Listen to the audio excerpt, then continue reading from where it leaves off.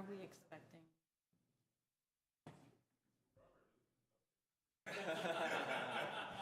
Sorry, just plug it in. I swear, it's here. Just left.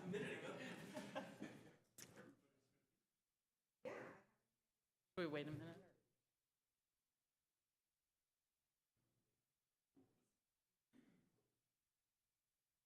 Here. Sorry.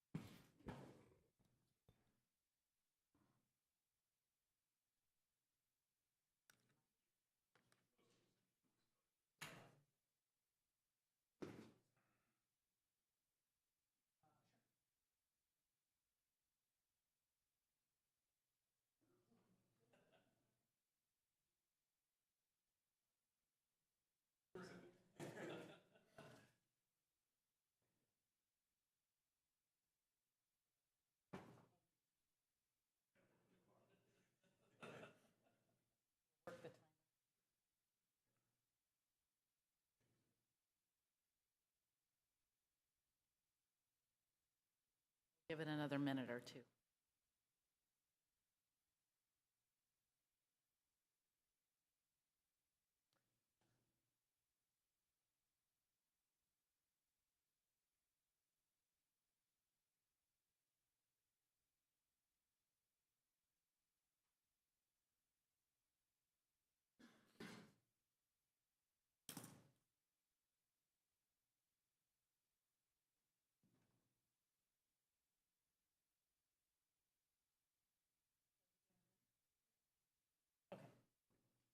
I'd like to call today's meeting of the Traffic and Safety Commission into order.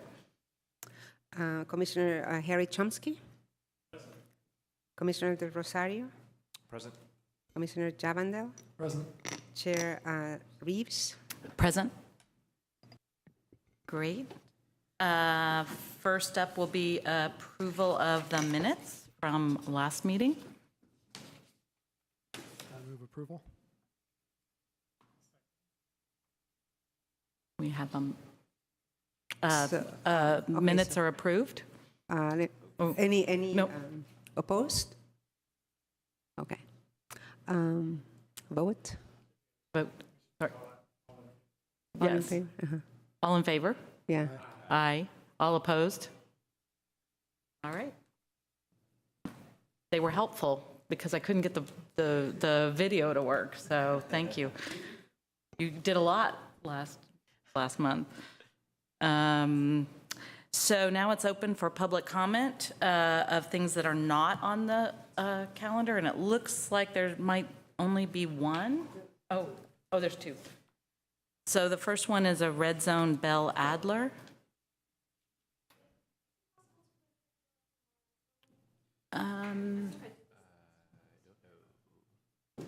Is it that?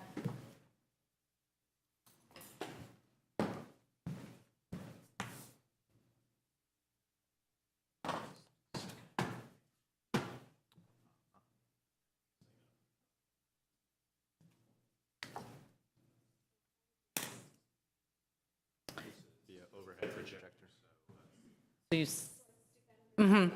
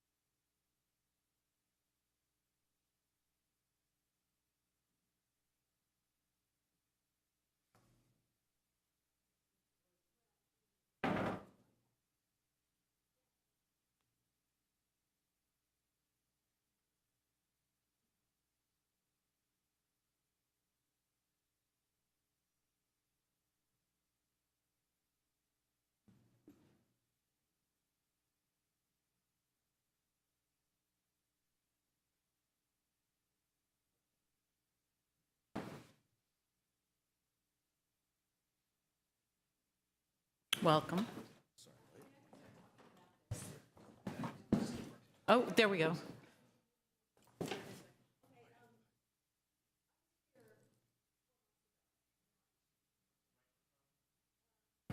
I live on Pomona between Marin and Dartmouth. I was here 4 months ago in March, pleading with this commission to put a red zone at the corner of Marin and Pomona. I took a picture. But I took a picture from the vantage point of a car coming uphill on Marin, trying to turn onto Pomona. And you can see that car, the truck sticking out so that you can't see around the corner. If you get a little closer, I have another picture, a little clearer, that if you're driving your car, you can't see anything coming this way. And so there have been a number of near accidents of a car going around the corner and hitting somebody coming down Pomona. Is that clear? So I don't know what happened, but I have not heard anything. I had a couple of emails, and nice emails with Mr. Bond, but then it went nowhere. And I was told, be patient, and we're 4 months later, and somebody's going to get killed on that corner, I will guarantee you. I have seen kids riding bicycles without helmets, which is not smart, but they do that, coming down Pomona in the middle of the street, and a car coming to turn, and, near accident. And what has happened, I live on the far side of Pomona, so I often go around the corner, area, but I go around the corner on Dartmouth down here to turn this way, even if I'm going up Marin, just to avoid that corner, which a lot of us are doing.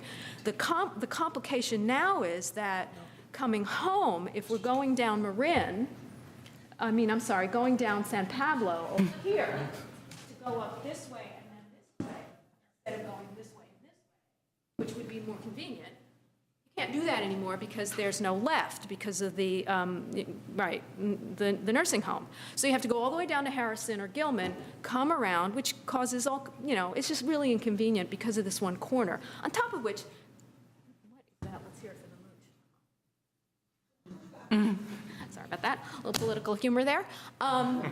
Anyway, you get the point, and I don't know what to do about it. It is dangerous, and I really think that we would be remiss in stalling and waiting for comments or petitions or whatever, because it's dangerous. It's not a question of aesthetics or convenience even. Right now, it's really not a good scene. Thank you very much for your But comment. would somebody let me know what to do? I'm not getting anywhere. It's 4 months. I also emailed you, and I explained the process last month. We, in the last couple of months, we've been processing a policy for parking around the intersections that was approved by this commission, and it's going to go in the fall. Well, can I just have one more 30 seconds of your time? I've been riding up and down Dartmouth now, and I see that there's a bunch of very nice, new, wonderful, congratulations, red zones, either refreshed or newly painted, and those are by far less dangerous. And I really would plead with you to make this a priority. That's my 2 cents worth. So Thank I hope you. to We will. hear from somebody. Thanks. Next up, Jenny Craik for Clay Street, San Pablo intersection. Hi. So thanks to Nextdoor, some of the neighbors in our area have realized that each of us have seen really dangerous situations at Clay and San Pablo. Most of us live on the hill, so we exit onto San Pablo on Clay Street. So the danger is cars leaving Clay Street, turning left onto San Pablo. There have been a number of accidents, one just early June, where I think it was somebody doing that, and they got broadsided by a car that didn't see that there was a red light as they were traveling south on San Pablo. And I've noticed for years, I tried contacting Caltrans at one point because I think they have jurisdiction over San Pablo, that as you drive down San Pablo south, so you pass the light at Brighton and San Pablo, you're passing the bowling alley, you'll look up and the light, whether it's red or green, is like not totally visible. And there's something about the angle. And you just get right up to the intersection of Clay and San Pablo, and you suddenly see that it's green, or you don't see it, or you don't see that it's red. So I walk my daughter to in the middle school sometimes, and there have been, every once in a while, there's that car that just doesn't see that there's another light there and that it's whatever, red. So thanks to Nextdoor, somebody posted the photos of this accident, and everybody chimed in that this has been a problem for years. The other thing I did was I timed how long cars have to leave Clay. They have 10 seconds to leave Clay and turn left. So if you pause for that critical couple seconds to make sure that that car that's coming, or those two cars, see that it's red, maybe 2 cars get through. That's it. So at commute time, I've noticed 5 o'clock, 6 o'clock, there can be 6 to 8 cars. So imagine how long it takes them to get through if they do it safely. The instinct is to just see it green and go. But I've learned, and a lot of us neighbors have learned, over 19 years I've lived there, you don't do that. So then people will honk at you, but it doesn't matter. You just have to make sure that they're actually slowing down the cars traveling on San Pablo. I also timed if a pedestrian pushes the button, you get 30 seconds. So another concern is that having the pedestrian crosswalk on that side, the north side of that intersection, they're competing with the cars who are trying desperately to turn left. So sometimes if the person is in front of the bowling alley, at that bowling alley corner, and they're trying to cross, cars will dart ahead of them to make the left. Some car, or they'll just creep on you, creep. So the thought has always been, what if you move the crosswalk to the south side of that intersection? What does that mean? 30 seconds. And, not in the front of the bowling alley, but on the other side of Clay, in front of the pizza, tanning salon, whatever. And then you wouldn't be competing, the pedestrians wouldn't be competing with the turn left people. That was the thought. But anyway, it would be great if somebody could look into the basic problem, which is the quality of that signal light, which I've noticed for years is bad. And then I've noticed, I even tested driving through that, and then just to Castro, and Castro looks great. The Castro light is totally visible. Works. Yeah. Great. So that's all. Okay, thank you. Thank you. Oh, just a brief comment after we are currently developing design for enhancing and improving safety for pedestrians on San Pablo Avenue, including signals, bulb outs, and medians. Okay, awesome. Medians, that would be So we're great. going to have public process probably starting in the fall Okay, for great. about 8 months. That's awesome. Great, thank you. I just wanted to add a comment on that. I believe that that signal has polarized lenses on it. It's not LED signal heads, so it might be worth a request to Caltrans to see if they can swap them out, because the visibility, I agree, is not great. I Is that think because there's it's old? we're not supposed to discuss that, but I believe there is a reason that they are that way. And perhaps staff can share that with That's, us. yeah, I mean, to ask Caltrans whether it's the proximity of the two signals, that you don't want to see both as you're approaching one, but if they can find a different solution, technology's changed, they may have something else. That's the reason, exactly what you're saying. Okay. Thank you. Anybody else for public comment on items not on the agenda? No? All right. How about time for the police report? Oh, you do? Yeah. I had a quick item, just an update of what we're doing in Public Works and when we might see some projects before this commission. I'm sure you're wondering where things are. Just to give you an update, we have slowed down our production a bit. We had a couple of things. We're moving from our old building to our new building. That's taken a little bit more effort than we thought. And we've also lost a couple of key staff members. I don't know if you've heard, Jocelyn Walker, our CIP manager, is left the city for another opportunity. We're trying to staff up and get back going. So I'm planning, I'm hoping that we can get back on track and looking to bring the pavement program to the next meeting. That would be in September, followed by sidewalks October, if we can get get back on track and going. So I just wanted to come and give you an update that we haven't forgotten. We're just a little further behind. Great, thanks for that. When are you moving? Do you know? Or We've moved. you have moved? Yeah, so we're physically in the building, we're closing out, there's still some sidewalks and pavement stuff going on, but we're largely in the building and settling in and trying to figure out what box we put in everything in and get settled. Great. So, All right, thank you. You're welcome to visit. I know, that's be great. actually, come on by. We're hoping once we get everything lined out to have a sort of more of a public open and it's really a slick new building.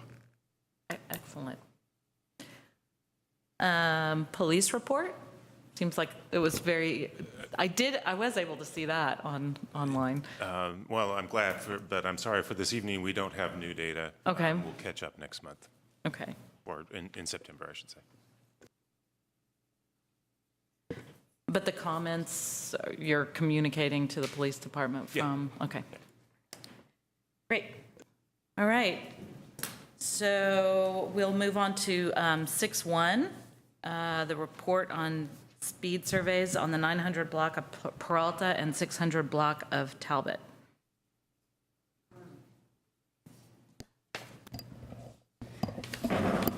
Yeah, good evening.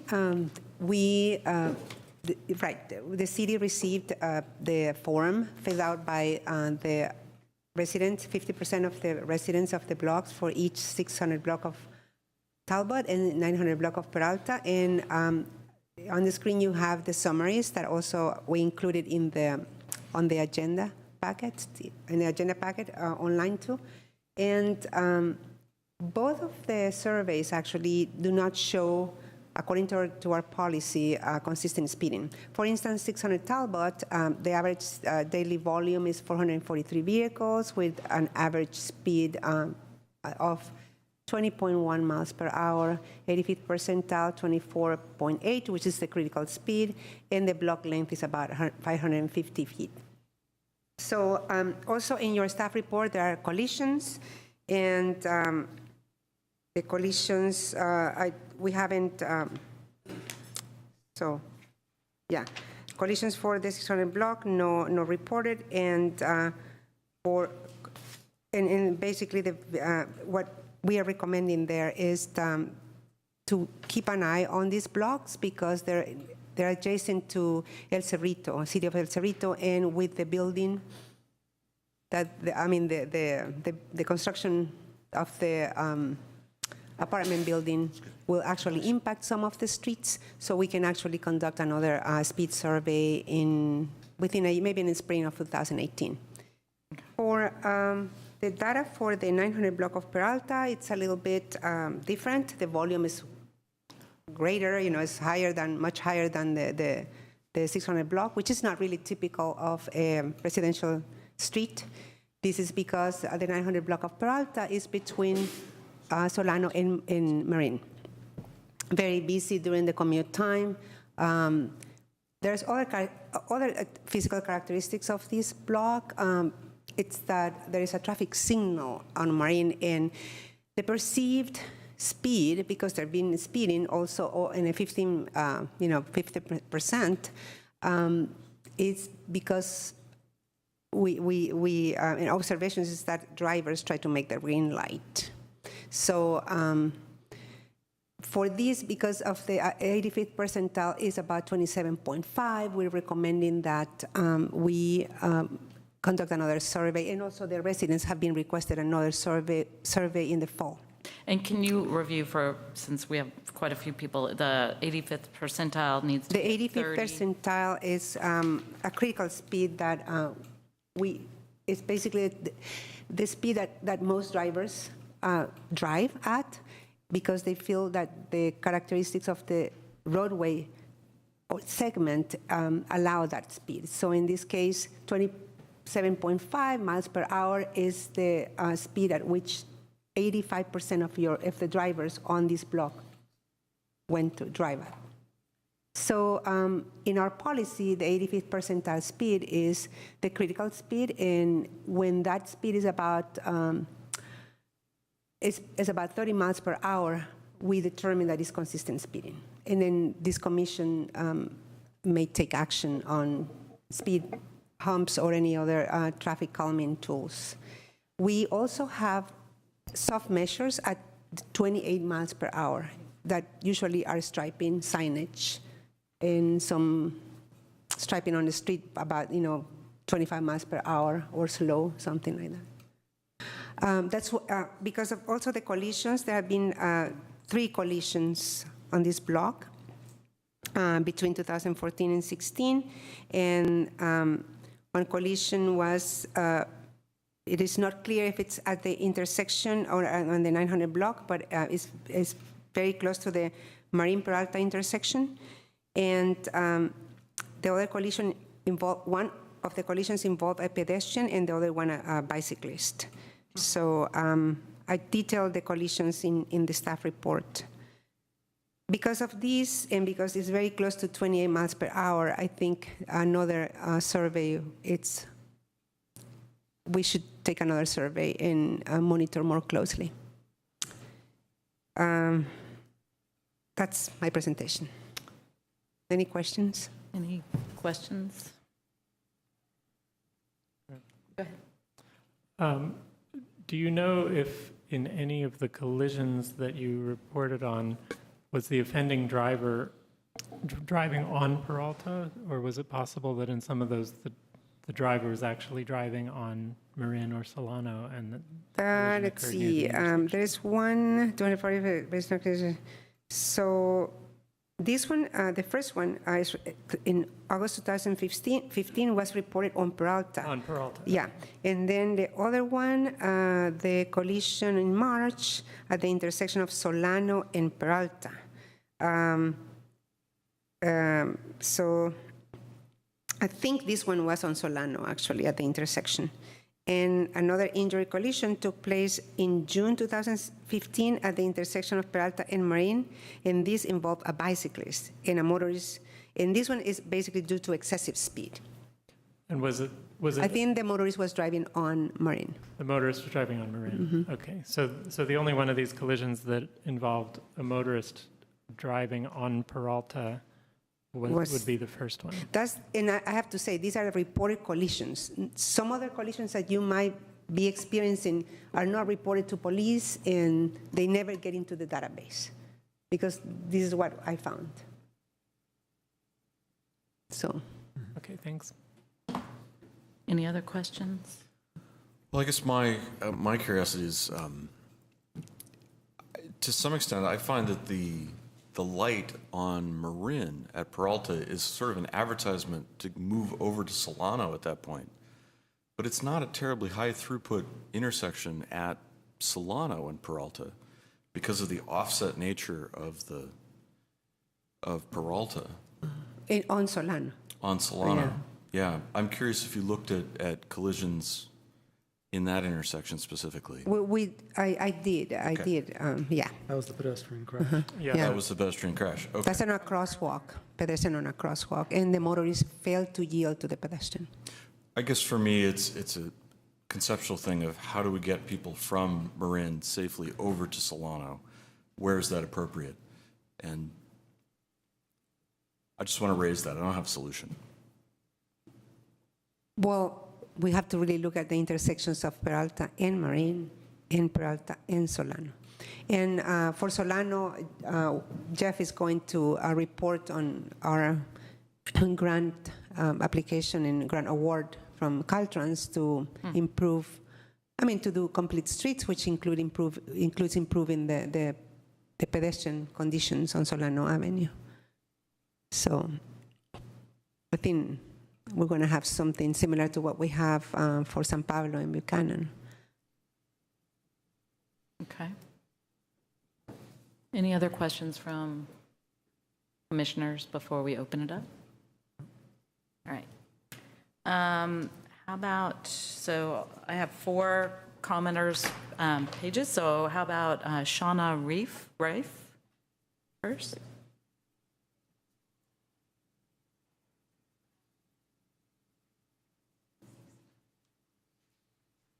And I didn't say this earlier, but everybody gets 3 minutes, and the timer goes, and it'll warn you a little bit at the last 30 seconds.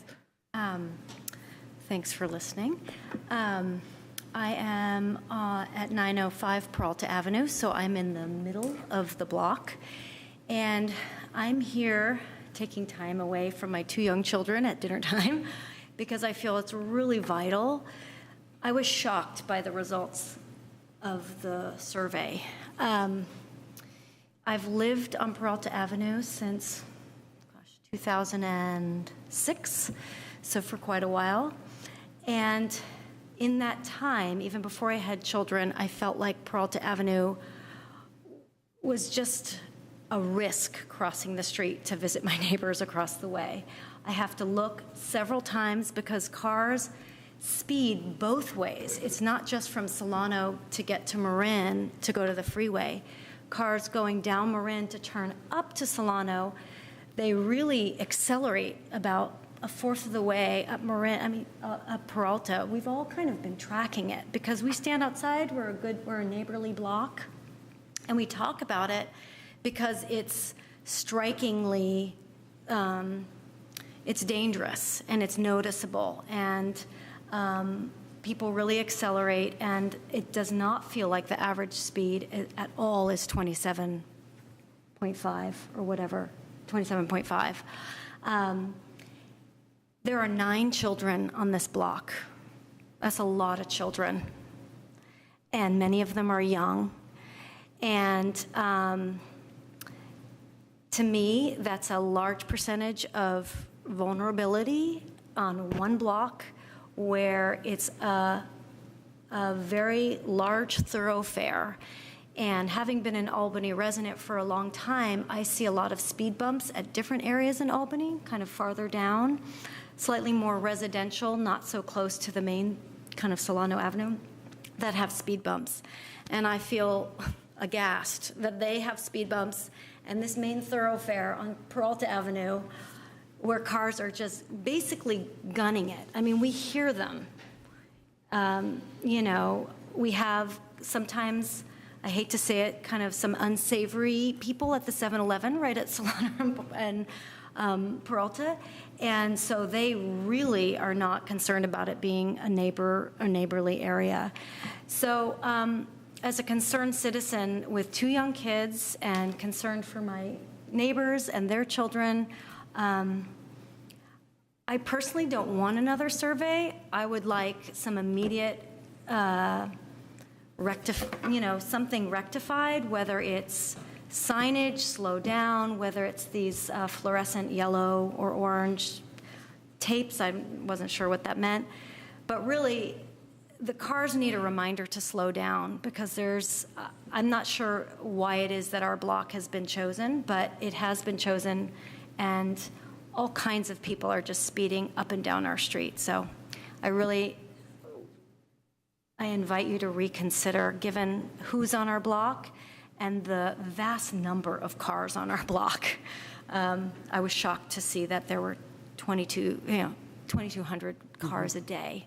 I mean, it actually feels that way, to be honest. It's like there are cars constantly. So anyways, thanks for reconsidering. Thank you. Okay.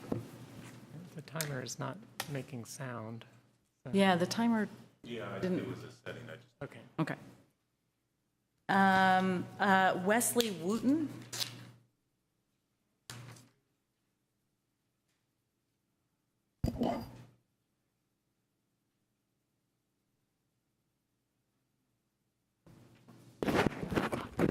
A couple of comments. One, it was said that Peralta is sort of a trunk for moving cars between Marin and Solano. And that's clearly the case, is that a lot of traffic leaves Marin, goes up Peralta, and turns on Solano either way, north or south, or east or west. But it is a residential block, and it's solid houses with families and kids and driveways. And so there's a conflict there, and I'm not sure what's the most efficient and the fairest way to deal with that conflict, is that it is a kind of a major street, has a double yellow line in the middle, has a signal at one end, and it's used that way. One sort of physical condition is that it's not a right angle. It's Solano, or not Solano, go back to the Marin and Peralta, they're at a bit of an oblique angle. So what we see is cars coming down Marin, and they're going to turn right on Solano. I'm sorry, they're going to turn right on Peralta to go up to Solano. And that's not it's less than a 90-degree angle. It's 75 or 80 degrees, which makes it easy to just kind of keep going and not slow down to make that sharp turn, because it isn't a sharp turn. So when they enter Peralta from Marin, if they're coming down Marin, they're going faster than normal. And usually they speed up as they go up. And they only have a short block, but they speed up for some reason to get up Peralta approaching to Solano. I hope I haven't confused it. So, and another person is, I overheard somebody else saying the same thing, is that the percentage rule is a good rule, but it doesn't tell the whole story. I mean, 85 percentile on a street that only has 500 cars a day is, you know, and on our street with 2,200 cars per day, the 87th percentile means that 330 cars are going faster than the 20, whatever that speed is. So, thank you. Thank you. Brian Parsley.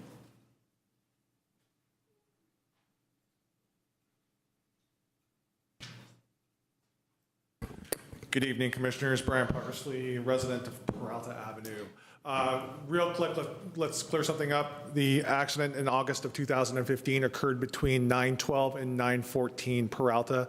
I know because I had to take the keys of the person as they were attempting to flee the scene. So that did occur on Peralta between 9:12 and 9:14. It was a multi-car accident that occurred at, I believe, 3 o'clock in the afternoon. A couple of things. Obviously, we don't meet the threshold with the 85th percentile.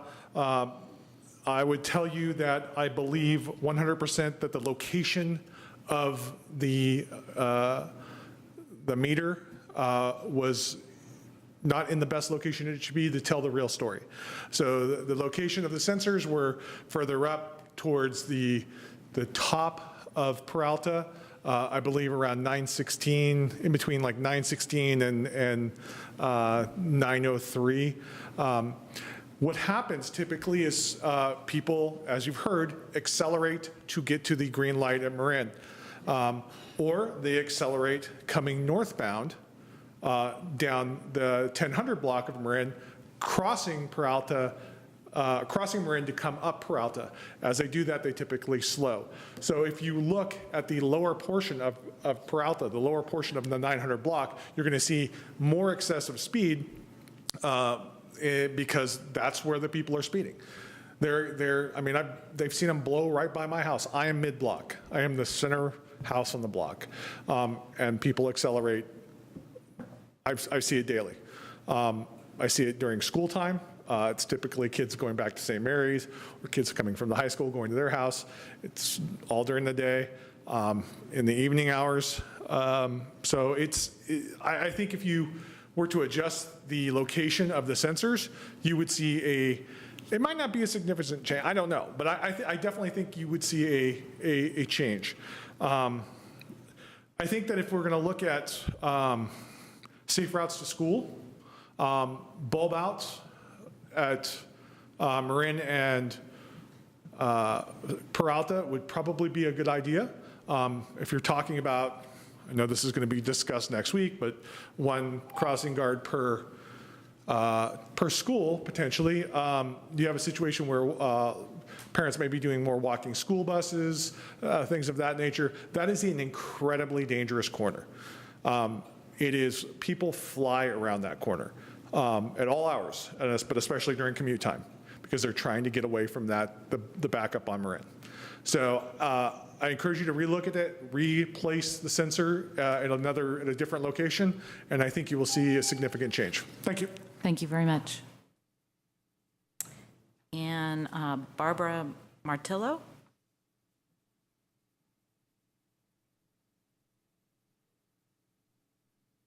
Hello. I would like to respectfully ask for more time as we were only given 30 hours notice for this meeting. I have 6 letters from other residents who were not able to attend.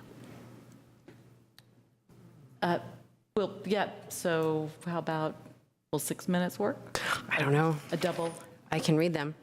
I live at 910 Peralta. I'm the person who initiated the project to get this petition signed. I would like it noted that the entire block signed off on this with yes, please, and by all means make it in front of my house.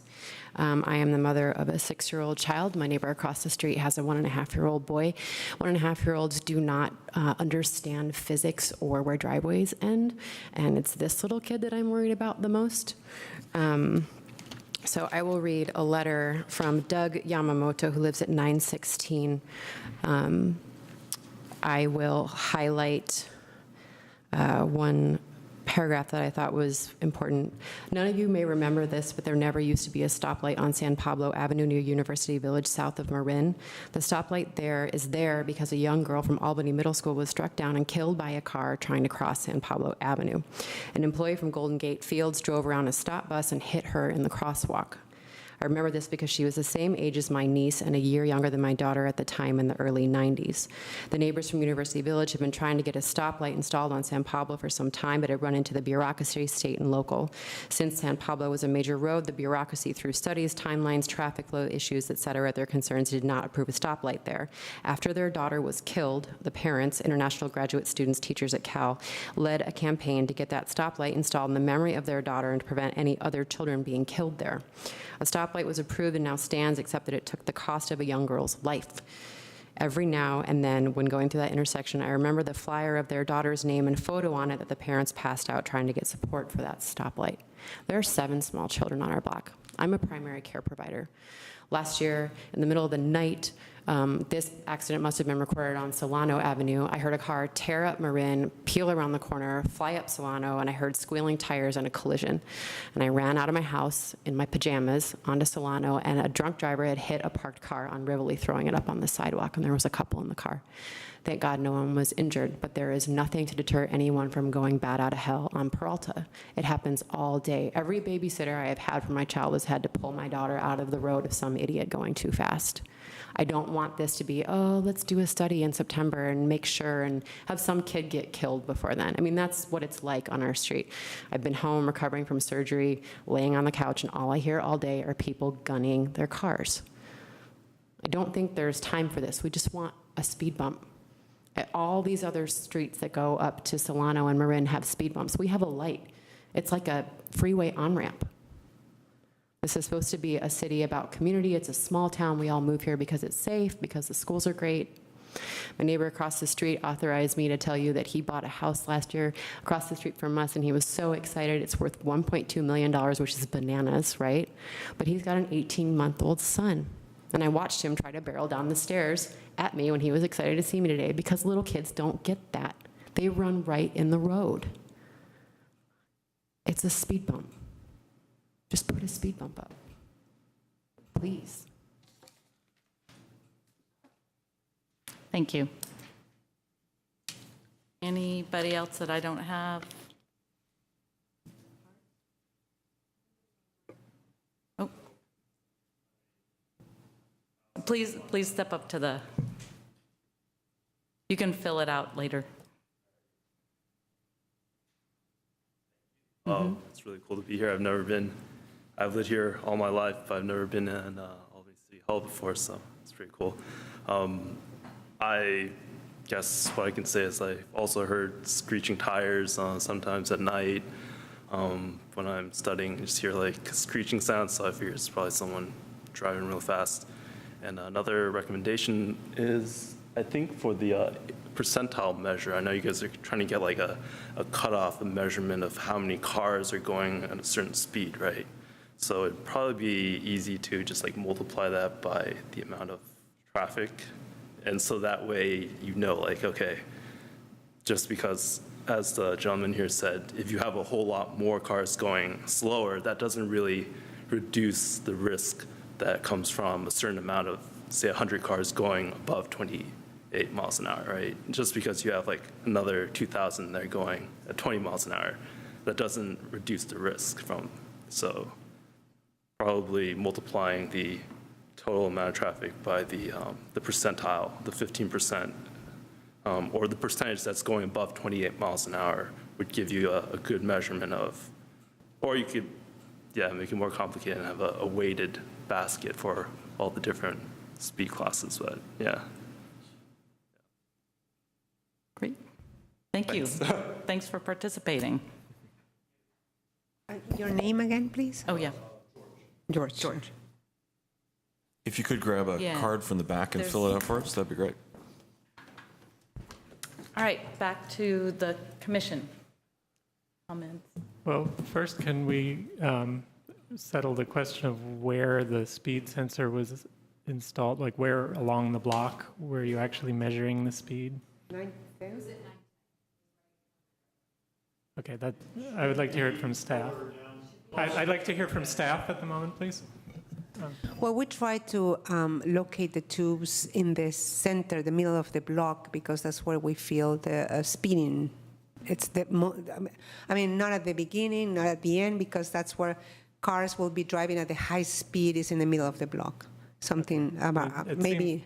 It sounds like the neighbors feel that the greater speeding problem is at the lower end of the block, so maybe if we're going to repeat the effort, we should measure lower. Well, if the signal is green, then they will speed up in order to make the intersection. If the for the stop and then for the stop control intersection on Solano, of course there are some drivers who don't stop, just roll, and then they can actually go to the top third of the block very fast.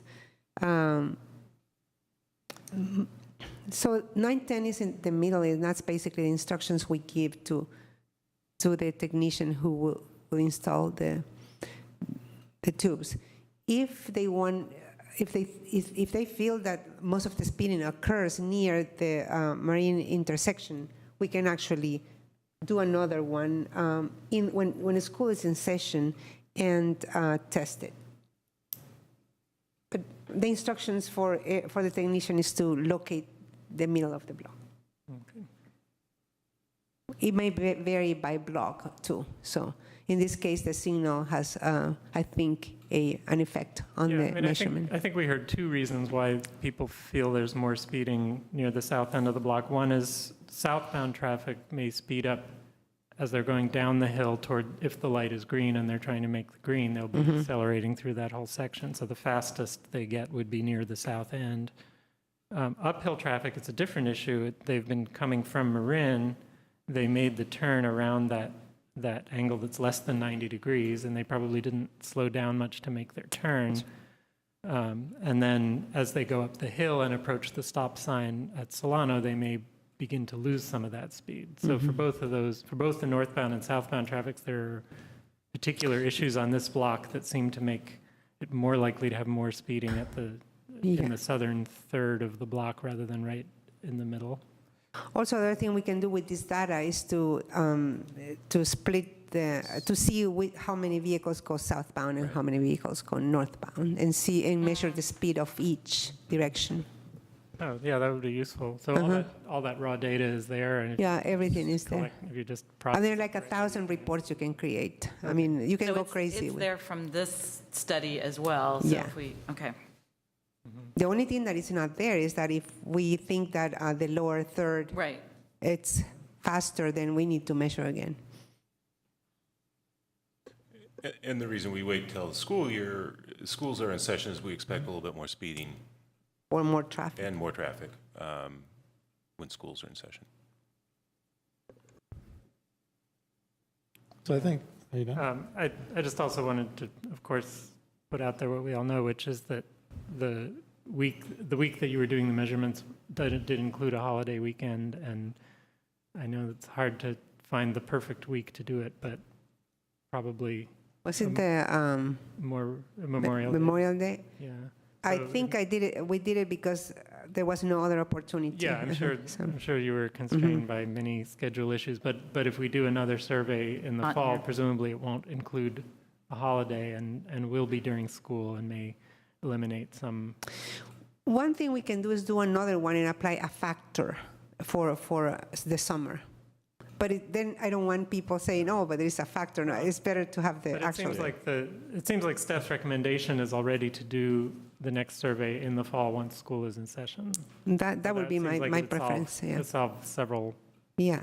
concerns. And now with the information that we know right now, that it would be better to just locate the tubes not in the center, but approaching the signal. Is that? Yeah, the signal. Then it would be in the lower third of the. The So, lower third of yeah. the Like at block. the Of the block. one-third point. The instead of 1/3 at the point. Yeah. one-half point. Yeah. Yeah. The other thing to consider, if you're going to bring it lower to the intersection, you're going to have a larger variation depending on how fast cars are going through that intersection, if they're coming from a stop or from. Is it signalized, right? at Peralta?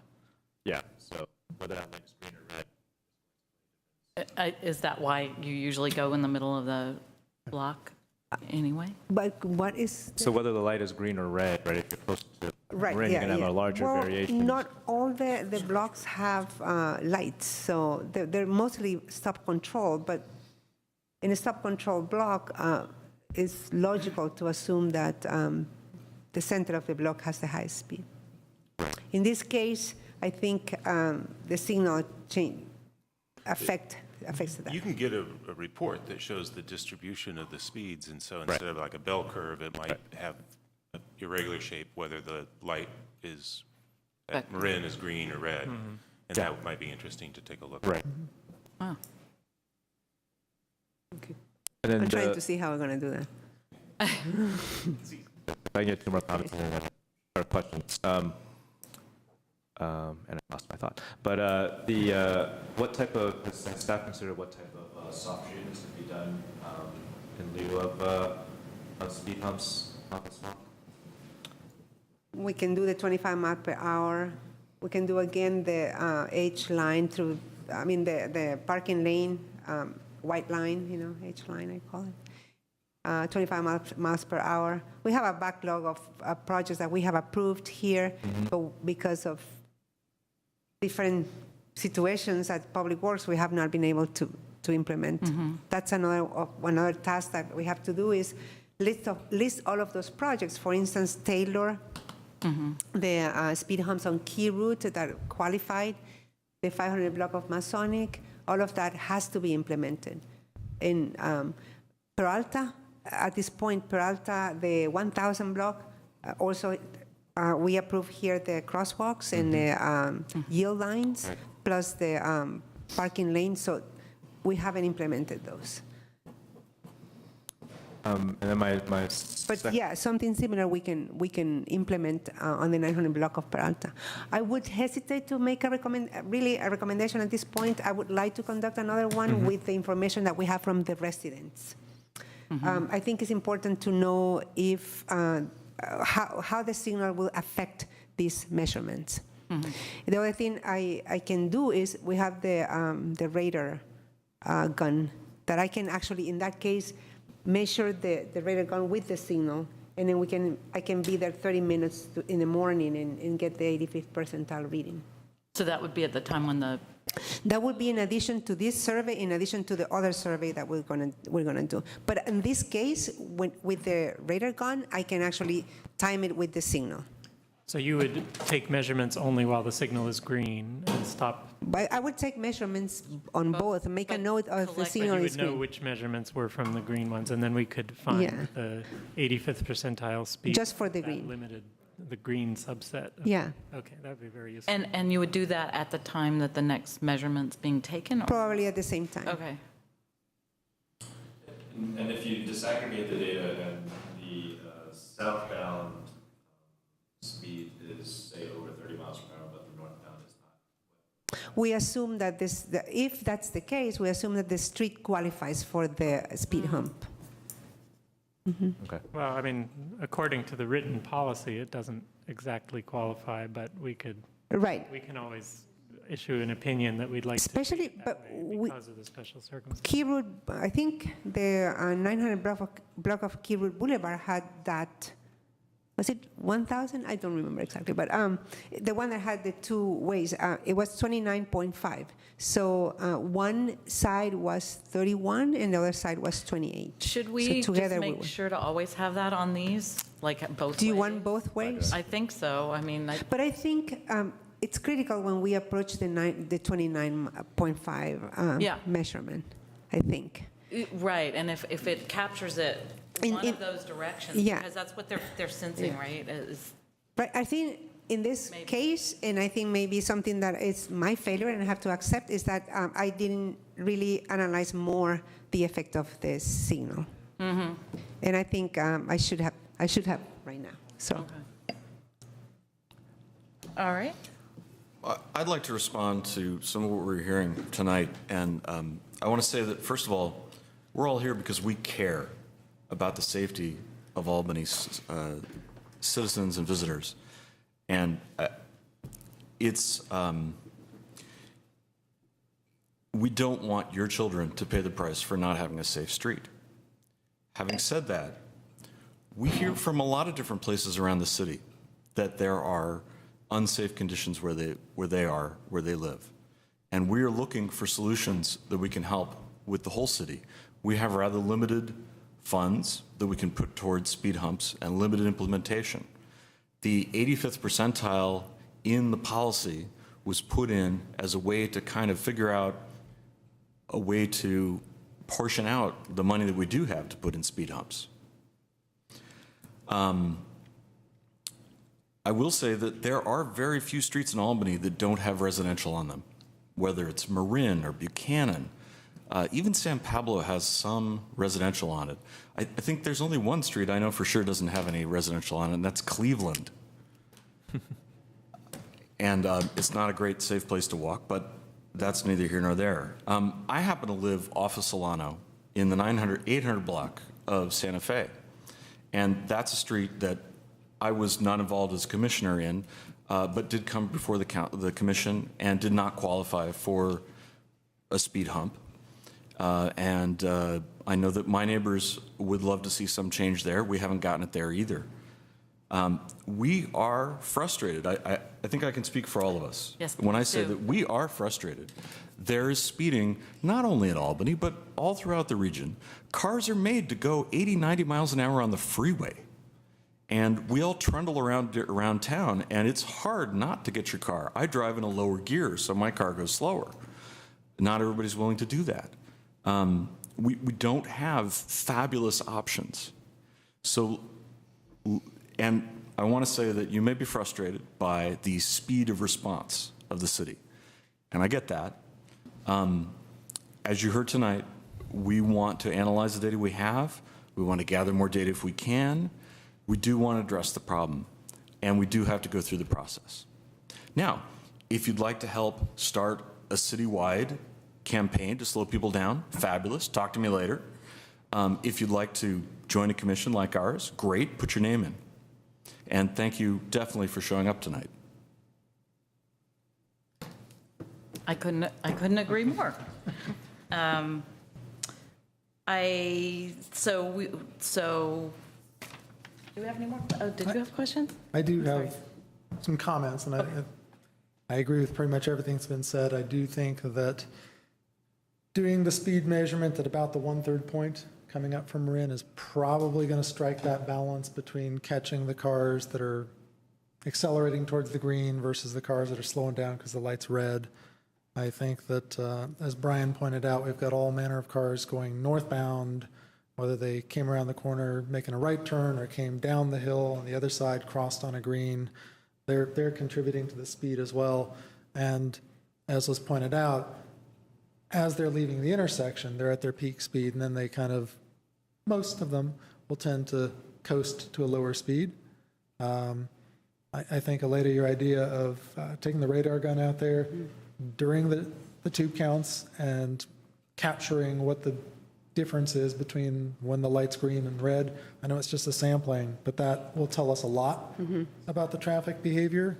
I think the comment about the behavior of kids going to and from various high schools supports that waiting until September when all the schools are in session. It's not just about volume of traffic, it's about character and behavior of traffic, and I don't think we want to miss that because that's an important part of it.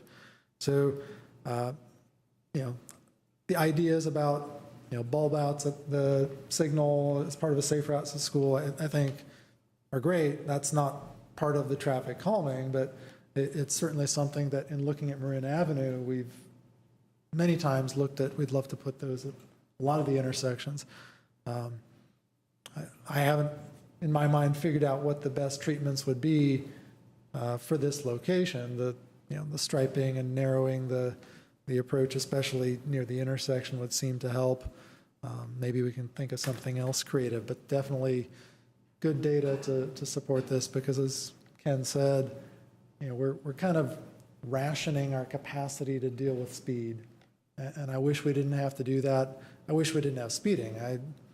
I'm one of the people who would probably love to have radar speed enforcement cameras sprinkled all over the place, or at least in the school zones. And we'd probably all rail at that, and it would have all kinds of other annoying consequences. But it's hard to get people not to speed. And it really is a pervasive problem. So it's not about us not taking this seriously, because we do and we care. But between rationing the resources and recognizing one of the other nuances of the 85th percentile speed that we sometimes talk about is those 15% who are going faster tend not to respond well to the things we do, even if it's a speed hump. Some of them will take it as a fun game to launch themselves off the speed hump, which is... The drunk driver is not going to slow down because of the speed hump. Yeah. So by definition. Right. So it's not entirely arbitrary that we pick 85%. But I think with the data to support it and the nuance of the data collection that you've suggested, Aleda, is a really good idea. And I look forward to seeing that. Okay. Do we have any data on the narrowing of the white lines? Have we done any measurements? Well, we haven't implemented it at this point. So, okay. Okay. Yeah, we don't have. We will, because we need to really send. We have to present to the CIP, meetings, our CIP meetings, are projects that are not being implemented and we have approved here, and those are the ones. And once we have that, it's more like psychological because you're visually narrowing the lane of travel, and it's a two-way travel. So, right. I'm eager to hear if that makes some. We want to measure after the implementation. So, has everyone commented? I agree. I'm very eloquent. We're here because we really care about the speed in this in our neighborhood. I live on Pier Street, and I think one of the things about the average daily volume, you can actually go over the vehicle speed and then not be able to have the treatments. So it's we work every month on this, and I am convinced we do a very prudent job with the tools we have, and we could use help from the community, a lot of help from the community to get the message out that we need to slow down. So what we need on this particular call out, I think Talbot is pretty clearly falling below, but Peralta, we've talked about different approaches. Do you need anything specific from us for that? No, other than I'm clear of what we have to do. So we will take in all of these and recreate the next testing.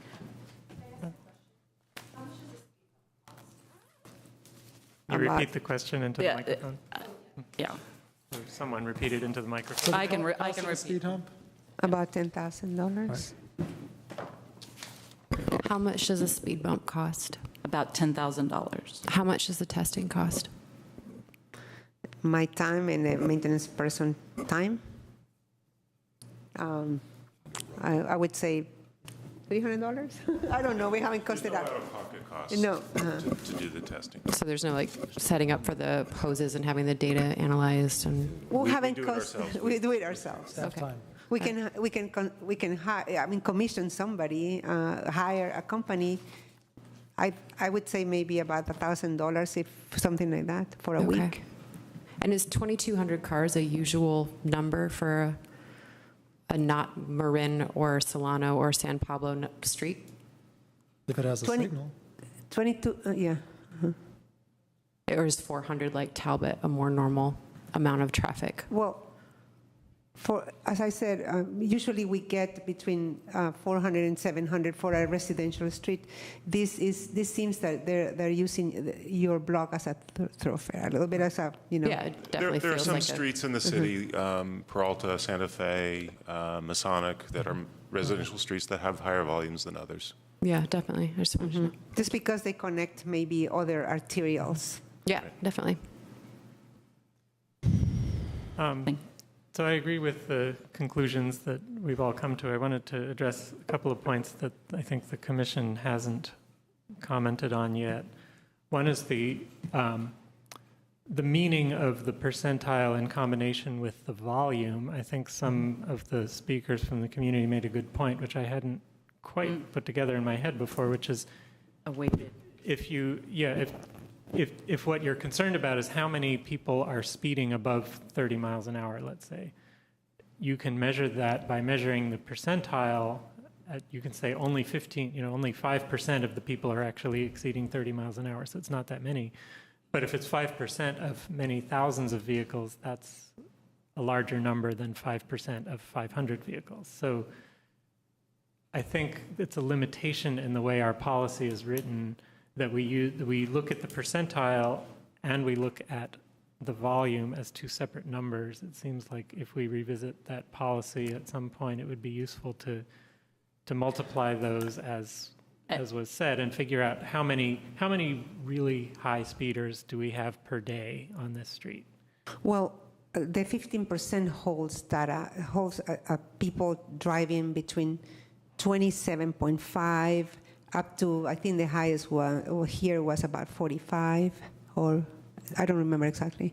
But you have different numbers of vehicles. We can actually provide Right, so, that. as someone pointed out, that's 300 vehicles Yeah. that are going above 27 miles per hour. But you have to remember that we have a limit of 3,000. After if the block has more than 3,000, then we have to consider other measures.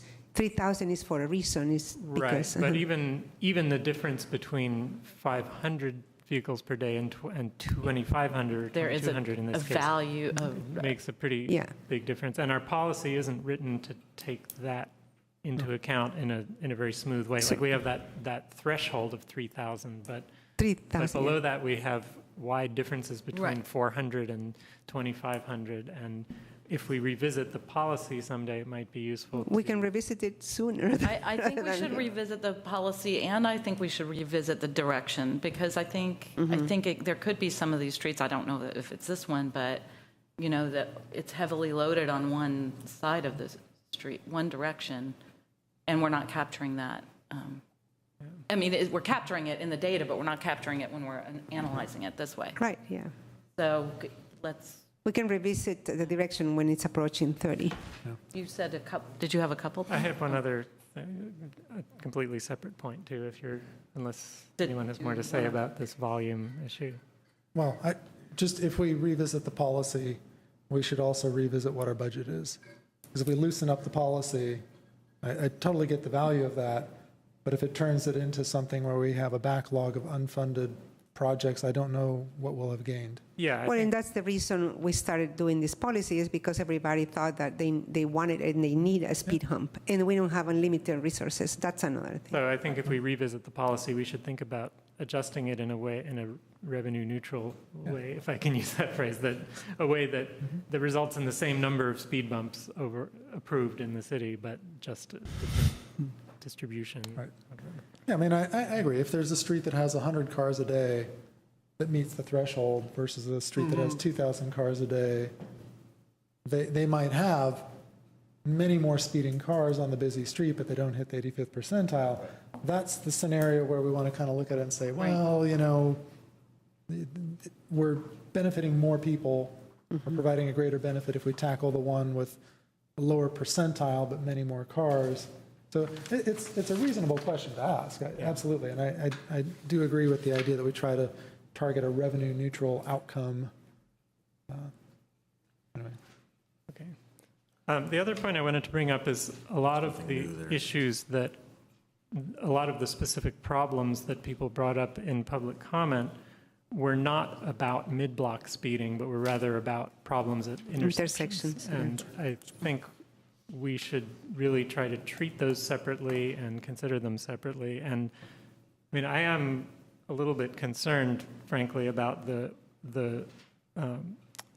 turn from westbound Marin to northbound Peralta. That's a less than 90-degree angle. That seems like, especially because Marin is going downhill to begin with. And do you recall the treatment that was done at the corner of Ordway and Marin? Ordway and Marin. With the crosshatch and the Well, the crosshatch, and there was like some like bollards? big dot type. Yeah, it seems like if you just filled in some of that northeast corner with stuff that people wouldn't want to drive over, and encourage people to drive around it a little more instead of hugging the curb. And building a bulb out's costly, but making sort a of like rumble strip area is soft bulb not out. so much. I mean, It noise, seems like but that could help a lot. And I mean, it's not addressing the mid-block speed at all, but it would, I think it might address the neighbors' concerns more directly than a speed hump in the middle of the block would. Maybe that's it. Well, in the traffic management plan actually proposed bulb outs for all of these type of intersections along Marin Avenue. The issue was also budget. We didn't have the money, and we're trying to prioritize those intersections, but in this case it would be maybe something as striping in bollards or similar to Orway. So I think if our speed survey finds that there is a lot of speeding of northbound traffic during the red phase,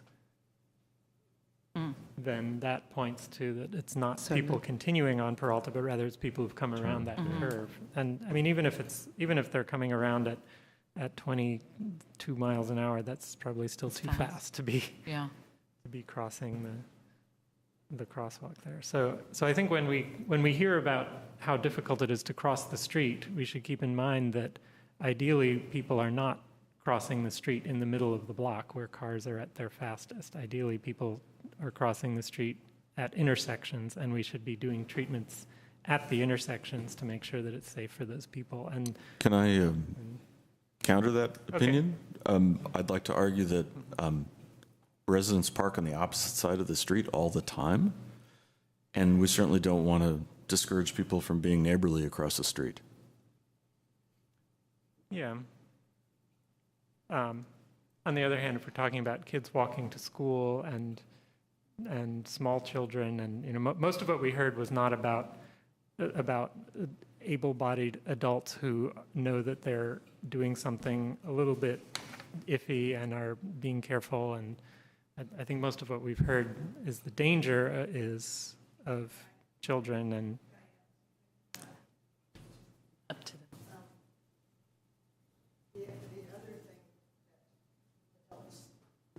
Can you go to the microphone?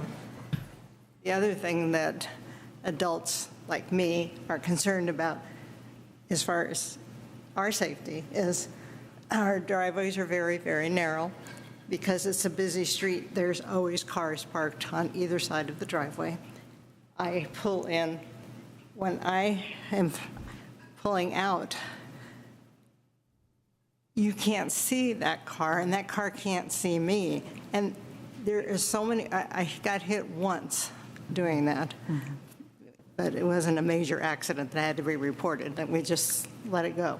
But you really feel sometimes that you're taking your life in your hands if you're going to, do that last thing, because there's no way that you can see around the corner to see, and if that car is speeding, which a lot of times they are, they'll like slam on the brakes because they didn't see you backing out.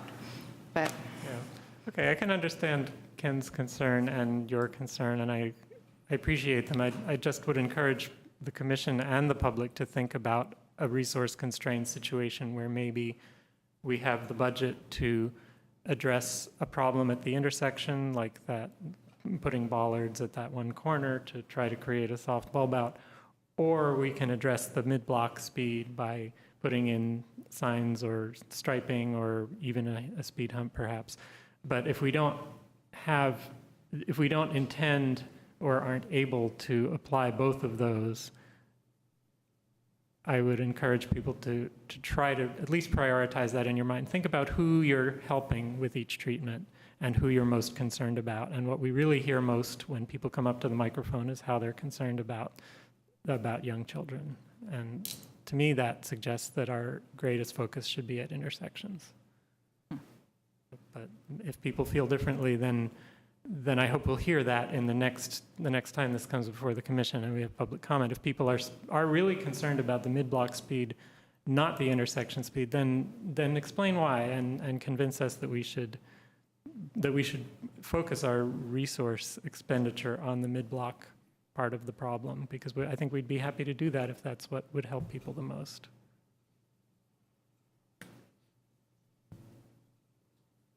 Any other comments from the commission?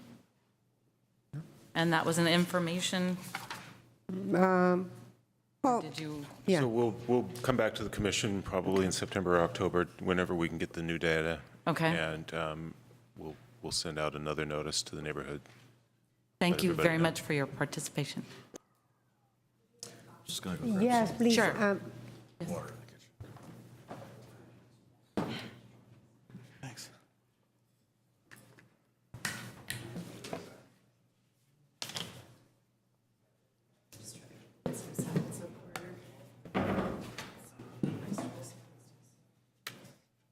And we have your card, right? Yeah. Okay.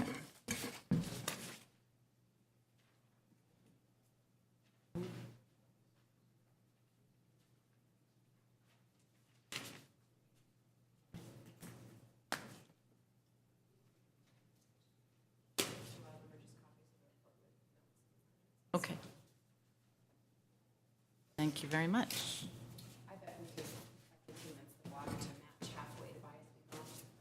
We've had conversations on that as well, so. Oh,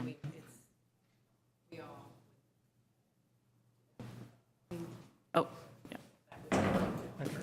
This, I don't think we can have a private conversation in the middle of the meeting right now. Yeah. If that's a possibility, do let us know. Yeah. So the question was, the neighborhood might do matching funds, and we have covered that in the policy. Is it covered in the policy, or is it, no? No, We've we discussed it before, but we decided not to do that. Right. Because of inequalities with other. Of inequalities in neighborhoods and different home ownership versus rental and things like that. Thank you. Equity. Equity. It's an equity issue. All right. 6.2, recommendations for improvements to the Masonic Marin and Masonic Solano intersections. We don't have an audience, okay. Yeah, we have. Well, as you may recall, the Albany Active Transportation Plan recommended striping on Masonic at the intersections of Marin and Solano Avenue. And this striping, actually, what it did was create a right turn only lane, a through left lane, and in between the two lanes, a bicycle lane. And let's see if I can, how can we enlarge this view? That's the most I can do, but, oh, okay. Well, so it's a bicycle lane between the right turn only lane and the through left. And the Masonic Avenue is a bicycle facility, it's a share the road facility, and that was intended with basically with providing more protection for bicyclists at this intersection. We implemented this striping last year between the summer and the fall, 2016. And as soon as we got it, we hear complaints, people very upset because of the removal of parking. Most of the, I don't know if I represented the concerns here. One was the vehicles take the right turn-only lane and the bike lane, and then just go straight through the intersection. There is a potential for collision for the left-turning cars on other direction. There is also, and this has has always existed, this potential for collisions with the pedestrians and the cyclists crossing the Albany Greenway side of the intersection. So with that, we conducted observations on site, 6 observations of 10 signal cycles at each intersection on a typical Wednesday and on a Saturday. One thing that was very good to compare is that the north leg of the Marin and Solano, Masonic and Solano, intersection does not have the new striping, so we would be able to compare the safety, what is different with the new striping.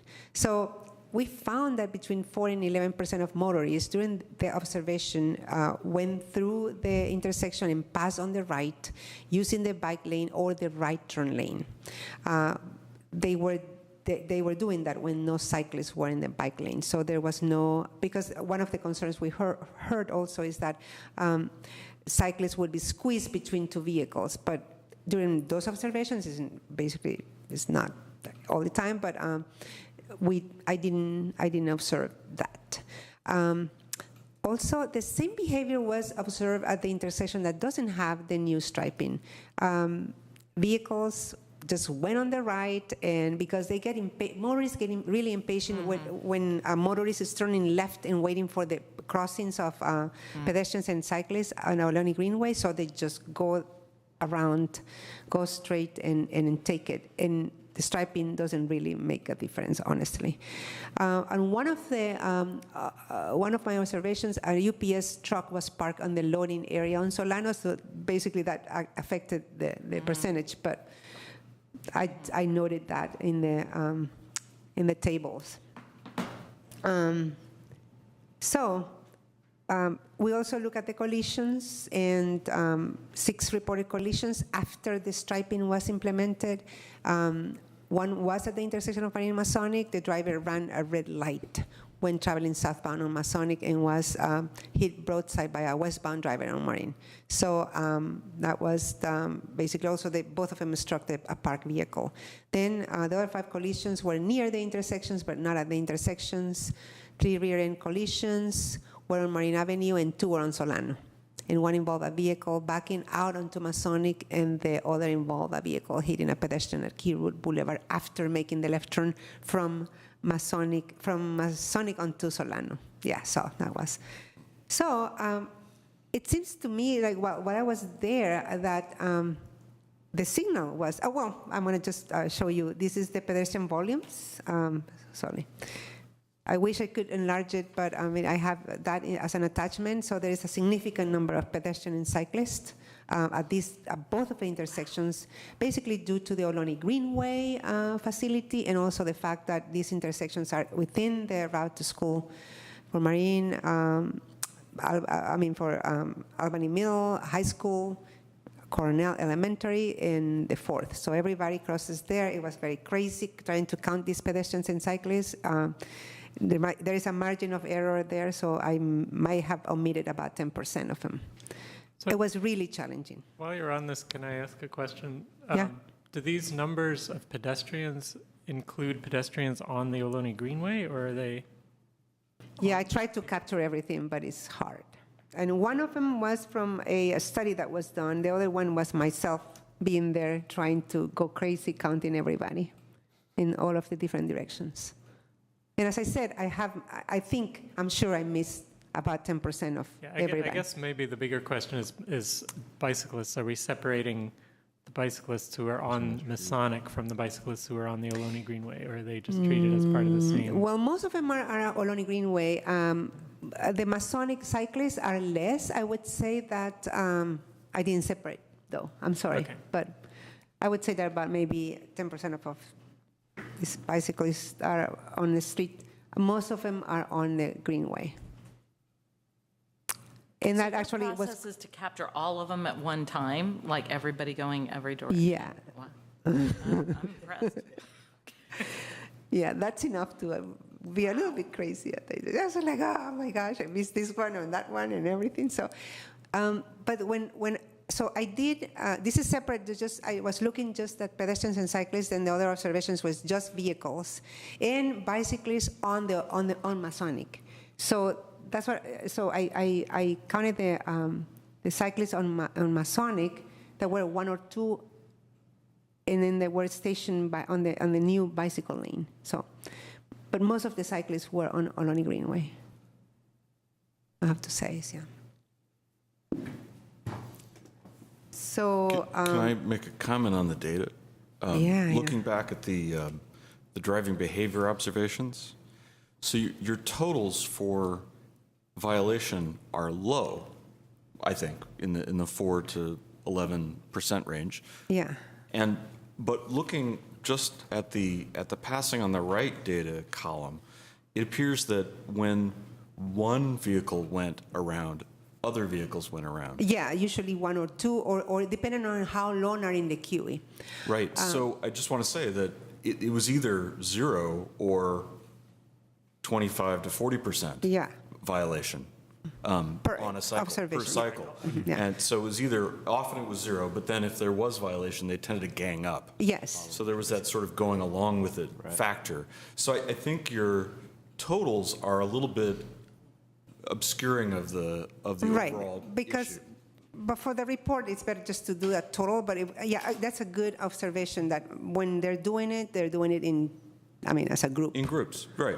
So the percentage overall, I think, obscures the level of danger of the vehicles moving through the intersection. That's a good point and really well taken.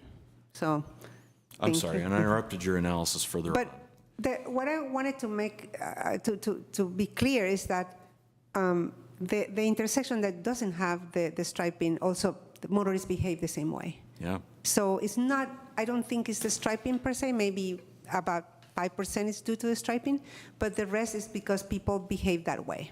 People pass on the right all the time, although it's not legal, but they do it. And then, But some neighbors think that it got worse. well, with the people striping? got Is that just people because it's changed. When there was a change, they tend to observe more. Also, And- I think it's a more flagrant violation to pass on the right when there's a clear arrow on the road saying, if you are in this spot, you have to turn right. It's more bold, yeah. Yeah, that's true. So we have a different right of way, and then you trespass that right of way. So it's just Like it never bothered, I never thought of it as being wrong for people to pass on the right before that striping was in place. Now it seems wrong to do it. now it's yeah. It is. So now we think that the problem there is the lack of signal improvements that will actually make this intersection safer for pedestrians and cyclists. And we need to upgrade it. And as I said, we need new controllers, and at both intersections, one is older than the other. I think Marin is older than Solano. No, I'm sorry, it's the other way. Solano is older than Marin. We try to buy parts for them, and then they no longer make them. So it's about 70, so that would be 40 years old, something like that. So it's a very old, it's a very old, both of them are very old. So we think that it would be better to implement exclusive left turn lanes and evaluate the integration of a leading pedestrian interval, maybe a bicycle phase for Albany Greenway, and we would like to ask a recommendation to prioritize these two intersections in the CIP that we're going to update in December 2017. In the meantime, in April, this commission approved some signage, yield to pedestrians at both intersections that might help with drivers, actually alerting drivers of the presence of pedestrians on Albany Greenway and cyclists as well. It's a significant number. And the other thing that we did is we have a financial impact. The design might be is between $35,000 and $50,000 for both intersections, and the construction cost is a range of $200,000 and $300,000, and those are just construction costs. Whatever, we have to really add the soft cost, which is the management of the construction, some contingency there. The 200 to 300,000 was for each signal, Yeah. and a signal is the entire intersection. Okay. Yeah. So it's 2 times that plus. Yeah, that's what you're right. I describing. should have said it's per signal, the construction. You did in something else. Or maybe I did in the Somewhere. staff report, but not I in read this. it. And that's presumably without bulb outs or other modifications? Well, presumably, the bulb outs will increase the cost, but I think bulb outs would be, we have to evaluate, because if we want to have the left turn, exclusive left turn, I don't know if we have enough right away, so that's I don't think I would put them on Masonic. I might put them on Solano. Well, Solano, we have the bus. Oh, that's So we'd right. have to consider how to incorporate that, but on Marin, there's no bus. Oh, that's right, And yeah. shortening the Greenway crossing of Marin would be the one that I think would be the most beneficial. That's to a have good bulb idea. outs. The rest, not so much. Yeah, okay, perfect. Want to make a note of that. A bus bulb on Solano wouldn't be Right, bad. that'd be fine. More expensive. Yeah. It wouldn't be bad. I don't know what the right turn volumes are, but Also, Solano, the left turn would be only on Masonic, I think, although there is a left turn on the east leg, but there's no room to make a left turn on the west leg. So I don't really know how we can solve that problem. But the problems you've reported here are people making a left turn from Masonic onto the other streets. So you haven't really addressed whether there is a problem with people on Marin and Solano making left turns. Right? I haven't heard that much. Is people doing that? So the one place where there isn't room to add the left turn lane is a place that isn't really part of tonight's discussion. It already has bulb outs. Yeah.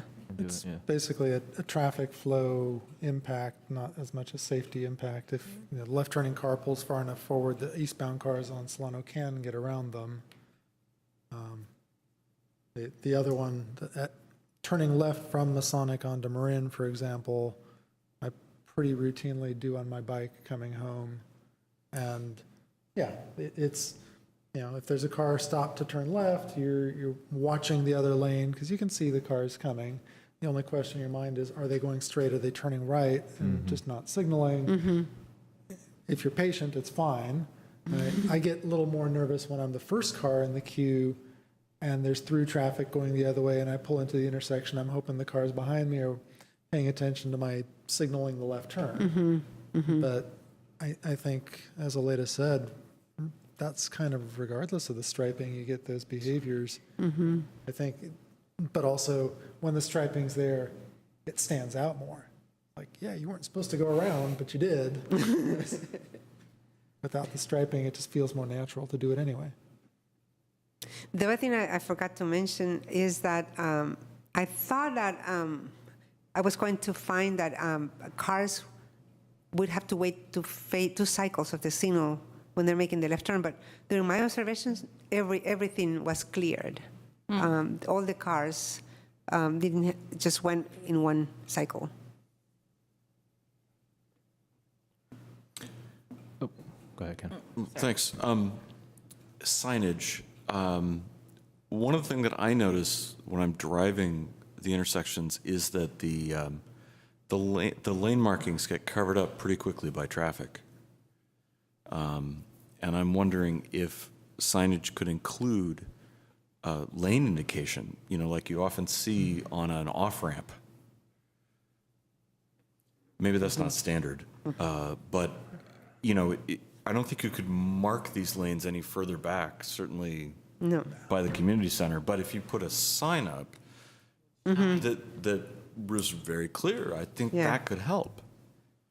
That's a good idea. Sign saying what? With the With the saying- lane A sign demarcation. indicating the lanes as we've seen on the diagram. So just a sign with arrows on, Yeah, on the graphic simulated representation of the lanes. lanes. Okay. Yeah. Like on an exit sign, where you see Yeah. which way the lanes are going to turn. And those are meant that- for places that people don't necessarily come to all the time, so that they that can place- quickly grok which lane they need to be in to get where they're going. The other day, I was trying to get onto South Van Ness in San Francisco, and there was a sign with about 7 lanes of traffic in the It's not that left complicated. Those two were these like almost 180-degree turns, and then there were. This one should be easier. I want to also mention, too, that I think when these were painted, there was no notification of Yeah, the yeah. change. And I may sound like a broken record, but I think it's important to indicate a change when it happens. That's right. It lessens the response, yes. My question was on the getting this prioritized in the CIP. So what exactly does that mean? And what does Yeah. that mean for other projects? And we Oh, the just had, CP. Well, Well- yes. prioritizing, right? And we just had, Yeah. in the last item, question about the scarcity of resources. So how does this float all the way up to the top, or does it, I assume the volumes get it there? I think that's ultimately a decision for the city council. What we're starting to do is, what we practiced over the last couple of years has been to do a full update of our CIP every 2 years, and then in the intermediate years, just do a refinement of revenues and expenditures. So we're starting the work to prepare a full update for a new CIP. And there are a lot of projects that you've talked about and heard about that are still in there that we want to do. We, at kind of the staff level, work with the finance department to map out what makes sense. It's a very multi-dimensional problem because not only is it the priority in terms of risk and hazard to the community, but there's also some projects have grant timelines and others don't. Some projects make sense combining into one, others don't. So we kind of work through that at the staff level, and we haven't mapped out exactly the process other than we want it to be finished by December. As much as we can, we'll keep you up to date with progress as we're going along before we ultimately bring it to the city council for their approval. And just to follow up on that, is the CIP 100% funded, or what percentage of it is funded? There's a So you whole just have a bunch section of of projects sitting. unfunded projects in the back. Yeah. And as normally where everything starts. And then as grant applications come in or as priorities shift, maybe you look at this and say, gosh, there's a project that we wanted to do a couple of years ago, but with the passage of time or with this new information, and in our view, I think we see this as maybe a higher priority, that there's a potential for serious accidents here. There's high volumes and it's not working, and it's aging infrastructure. Maybe this is something that's a higher priority than some of the other things that are important, but maybe not quite at the risk that people experience here. Yeah, and I agree with that. I think it would be good to see what council does on this and where this ends up falling and what the priorities then look like in December. This is, excuse me, just one last piece to that, and then this is the kind of project that's not likely to be a strong candidate for a grant. Oh, it is. Oh, you think it would be? It will, yeah. Oh, okay. I thought But you told me it wasn't. there's no grants that I can see right now. Oh, okay. I think it's a route to school. It's really good, but I mean, if we can have a grant, but it will be a year and a half, maybe 2 years within.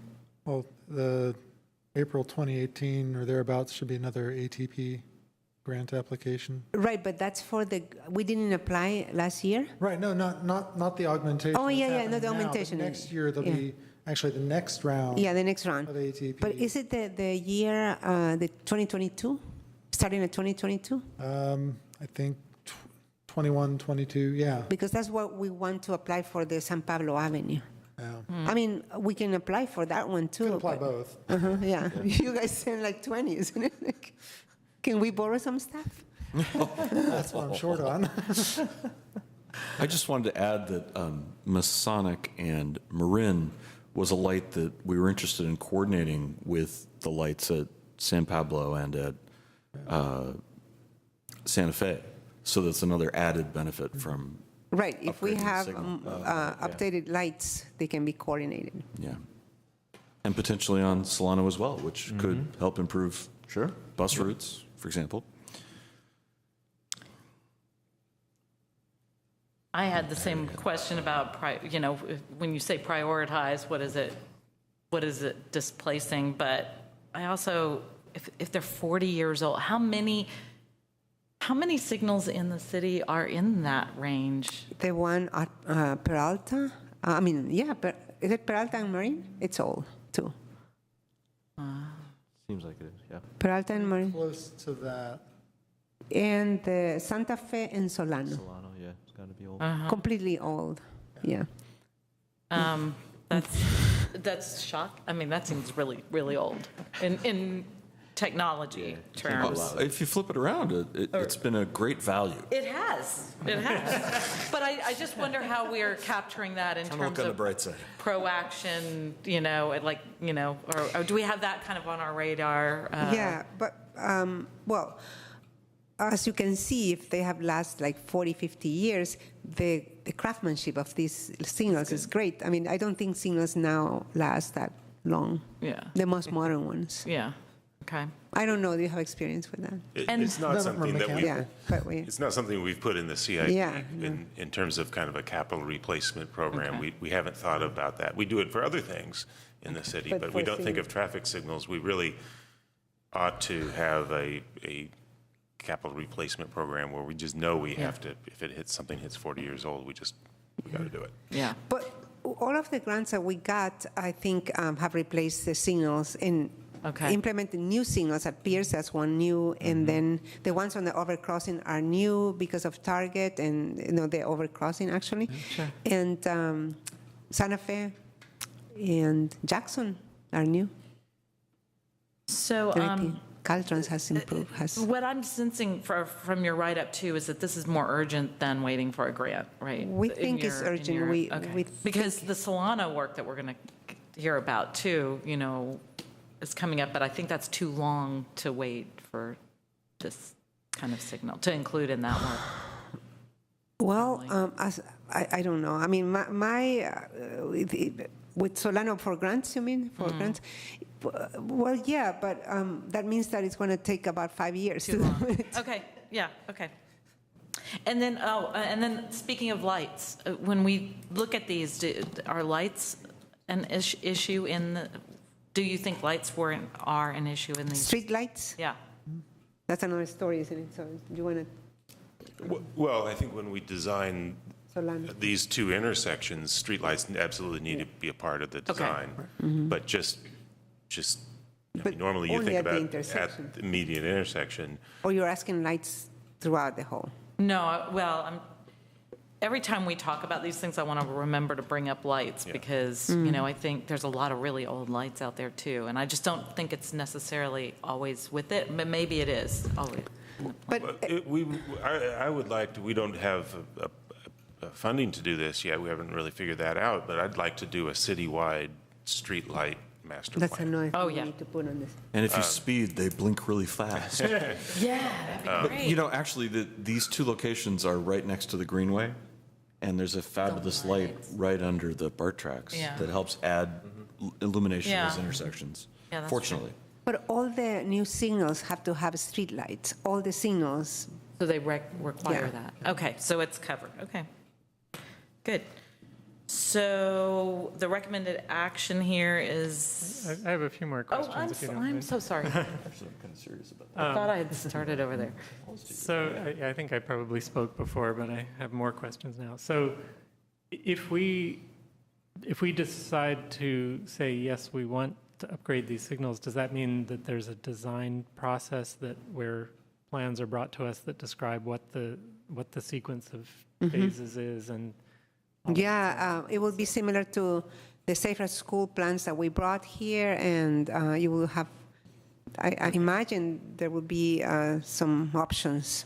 So the scene. details of like where the leading pedestrian interval happens and whether there are buttons or sensors or all that stuff would be to be discussed at a later. Absolutely, yeah. We would. And is it generally assumed that when you do an upgrade like this, does it include camera sensors to detect? No, we when- can do when video cars are detection or loop detection.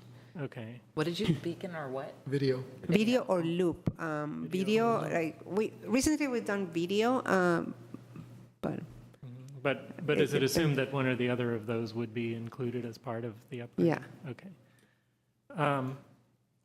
Did you or anybody consider whether it would help to just change the way the striping is now, even before we get new signals? I mean, I think it would be a waste of resources. But you know, unless you feel, I mean, I don't feel strongly. It just seems the reason I bring it up, I should put on the record, is that my 12-year-old son, who's now quite competent at riding his bike on the streets, he prefers to ride on Masonic instead of the Greenway to get to school because the Greenway is too crowded with people walking. And he said that he thinks that setup with the bike lane, the dotted bike lane in between is just too complicated, and it would be better to have, for him, it would be better to have a dedicated left turn lane and then the other lane goes straight and right. And that would be more familiar it looks more like other intersections around town, and maybe you could add a little bit of a bike box in front of that for people at the red light, or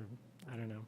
we were thinking about, before doing this analysis, just do exactly what you're saying, but instead of a bike box, just sharrows, it will go through. Yeah, just some way of showing that bikes aren't supposed to necessarily hug the curb there because people we don't want people turning right to right hook them if the bike's One going thing straight, we but- can do is that depending on the council decision, if they said no or prioritization for 5 years or look for a grant, then we can actually go back to the striping. I mean, either we do the sharrow and left turn, and we'll know by December. So that's basically what we can do. Okay. So if the city council approves to move ahead with the new signals, then there's Then no it will point be, changing as the I said striping. here, maybe we're going to start designing 2018 and some. Okay. But if they said no, we'll look for grants, then I would give it 5 years. Yeah. Because all the Safe as a School grants are, basically within the ATP, and the ATP for the 2017 was, I think, when do you have the expenditure? 2021, isn't it? Yeah, so the ones that were, That you got in 2017. yeah, I got them in 2017, but they are not for 2 They're not, years. money's not available. So, but right now, and you have an augmentation for the ones that were on the list, on the waiting list, or some kind of like. Well, the augmentation is for two things. One is to move things up into FY18. And Oh, the yeah, other is to- to yeah, apply for things in 18 and 19. So then the 18 will be more, it will be sooner than what Yeah. we think. Okay, so Plus, I mean, the augmentation is all because of SB1, so the next round of ATP application will be bigger by that amount as well. so we will not, so it will be maybe in 20, available in 20, or I would earlier. expect, yeah. Then it might not be So you're 5 saying the years. funding is years out? Always. Okay. And more so than perhaps previously? No, honestly, trying to the translate this funding into is getting English. better. Okay. The Senate Bill 1 added a bunch more gas tax money to transportation, so that's why the ATP has allowed for resubmittal of applications that were not successful in the most recent round. They just said, not new stuff, but anything you already submitted, you can resubmit, and it can compete again. Given that all the top priority stuff already got funded, it'll be easier to get. So that's a Great. plus, as well as, BB for the last 3 years has doubled our county source of funding, so.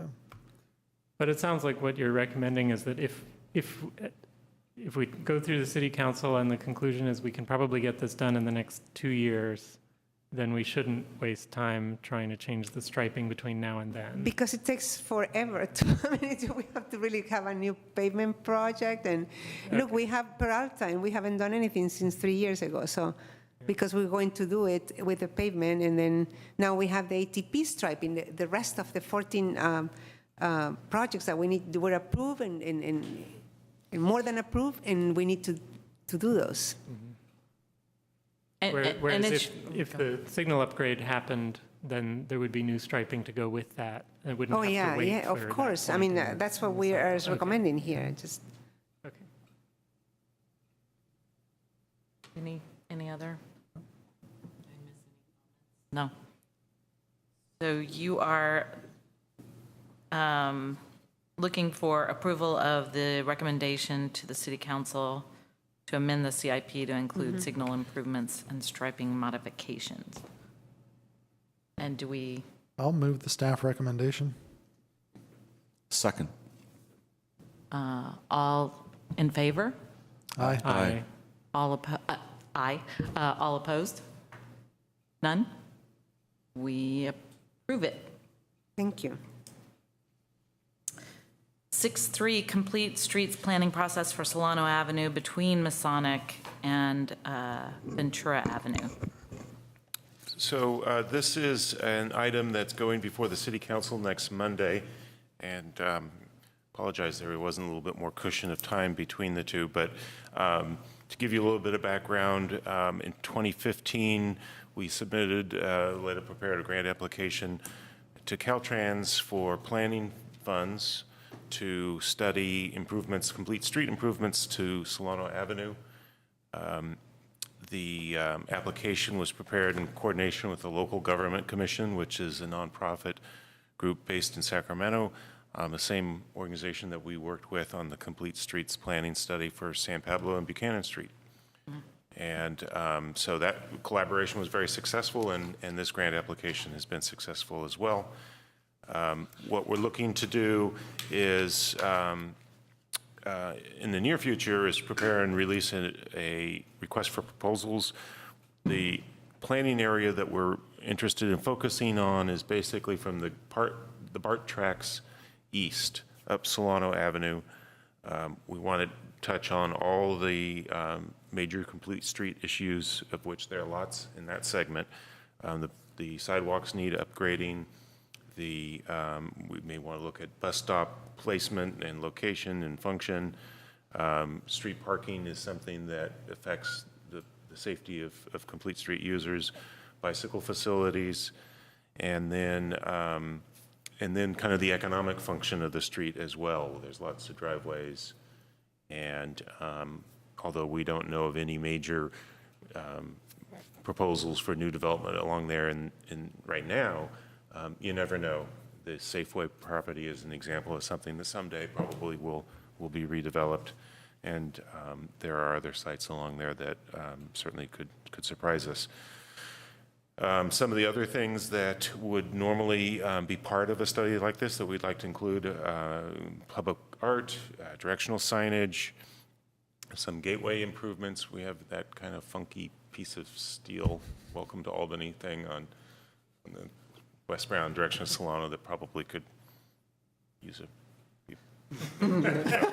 anyhow. There's a nice yellow bike rack in front of it. It's sort of contra. Yeah. And so that we expect lots of stakeholders. What we're doing with what the city council needs to do next week is authorize or approve a resolution that authorizes the city manager to begin to execute the various agreements with Caltrans so we can get the money. We want to issue the request for proposals in probably sometime later in August and get that process started. We would like to, when we come back to your next meeting, probably ask for volunteers to participate in a selection process and set up a technical advisory committee like we do on other projects, get other stakeholders involved in that, and get the consultants selected and under contracts and so forth towards the end of the year.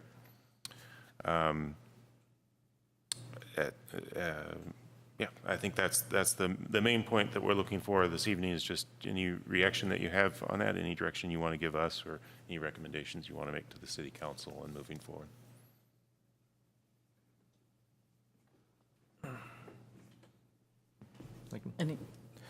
A couple things. I was looking at the scope of work, and you did mention parking, and I just want to emphasize that the parking probably takes up the biggest amount of real estate right on the street. So that's probably opportunity, difficult opportunity to get, but definitely opportunity. But of course, it has the trickle down effect of parking into the neighborhoods and really looking at a parking policy overall. So I just want to emphasize that it would be great to look at that, but I guess we have to tie it to a lot of other studies about parking utilization on the street. Even if we weren't to touch the number of parking spaces, we might want to look at their, the angle of the diagonal parking, whether we can make some improvements there, whether we want to create some accessible parking spaces, fully accessible. We've done some things where we're kind of patching things together, but to really make some completely code compliant accessible spaces, street spaces, that kind of stuff. But this wouldn't look at payment for parking or anything like that. No, I think this is more of a physical design where we can improve the street experience. The diagonal parking, as you know, is not great for bicyclists. Is there a place where maybe back-end parking starts to make sense, or do an experiment with that? Parklets, all sorts of fun things we can have with this. A lot of stuff you can do. My other comment was on the scope of work, and I assume you probably have a much more detailed scope of work, but I didn't see that segment that you look at after, that section that you look at after like existing conditions and data collection, where you put your problem statement out there and your goals and objectives. So I'm sure that's in there, but thought I'd call it out since I didn't see it in the report. Thank you. Well, we should add that, make it clear that that's an important step. I have a detailed question. In the blocks between Nielsen and Ventura, do we have to coordinate with the city of Berkeley because of where the boundary is? Yes. Yes. And is that built into the process? It is built into the grant application. Yeah, we realize that that's not only with the city, but the businesses that are located there that are, the street and the sidewalk are Albany's, but the businesses that would be affected by some of those decisions are Berkeley businesses. Okay, but in fact, our scope of work does include both sidewalks, sidewalks on both sides of Solano. It does. They're both ours. Okay.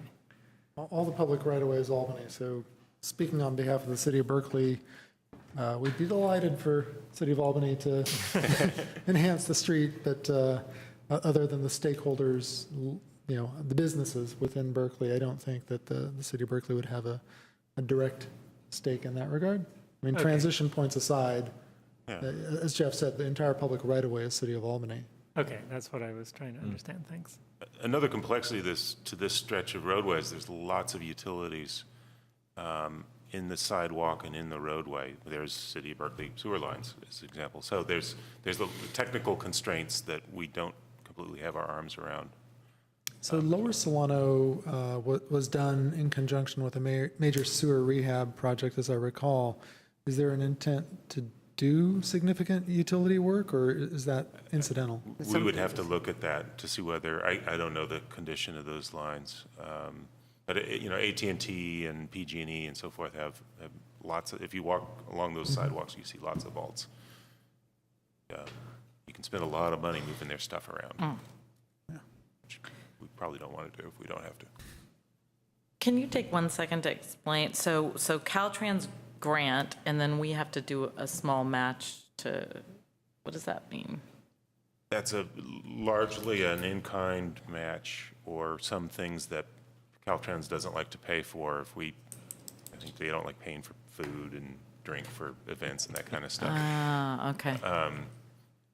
And just to clarify, this is, unlike the San Pablo effort, this isn't a Caltrans right-of-way, so we don't have to deal with the technical side of Caltrans as much as we just have to meet their funding requirements.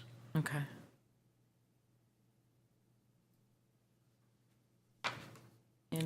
I will say that, just as an aside, the difference between Berkeley and Albany, it can cause funny things to happen. Like, I saw that there were construction permits for no parking and construction parking across the street from Safeway issued by Berkeley.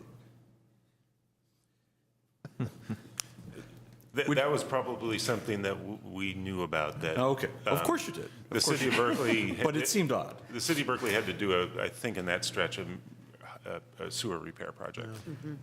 It seemed to be related to the repair of the apartment building across from Safeway. okay. So it was a short-term thing. It just, everybody's a little bit confused about what goes in that If it area. were a sewer lateral from a Berkeley property, Yeah, I don't think we do those. I can't Yeah, remember. yeah. I don't know. Having said that, I move that we commend the council to adopt resolution number 2017-67 and authorize the preparation and release of a permit to request for proposals for professional services consistent with Caltrans guidelines. I'll second that.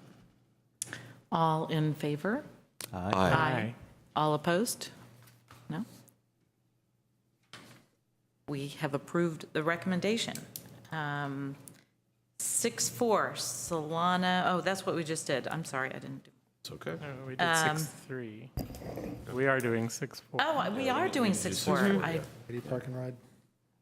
So I always we couldn't bring you a new layout because it's not available yet. But there are some changes to the last layout that we presented about a couple of months ago. And also AC Transit and Caltrans have been collaborating with this. So what I'm going to try to, I'm going to go read the email because I don't think, as I said, I don't think plans have been developed up to this point, but this is what they're thinking. And this is because of feedback from Caltrans and AC Transit.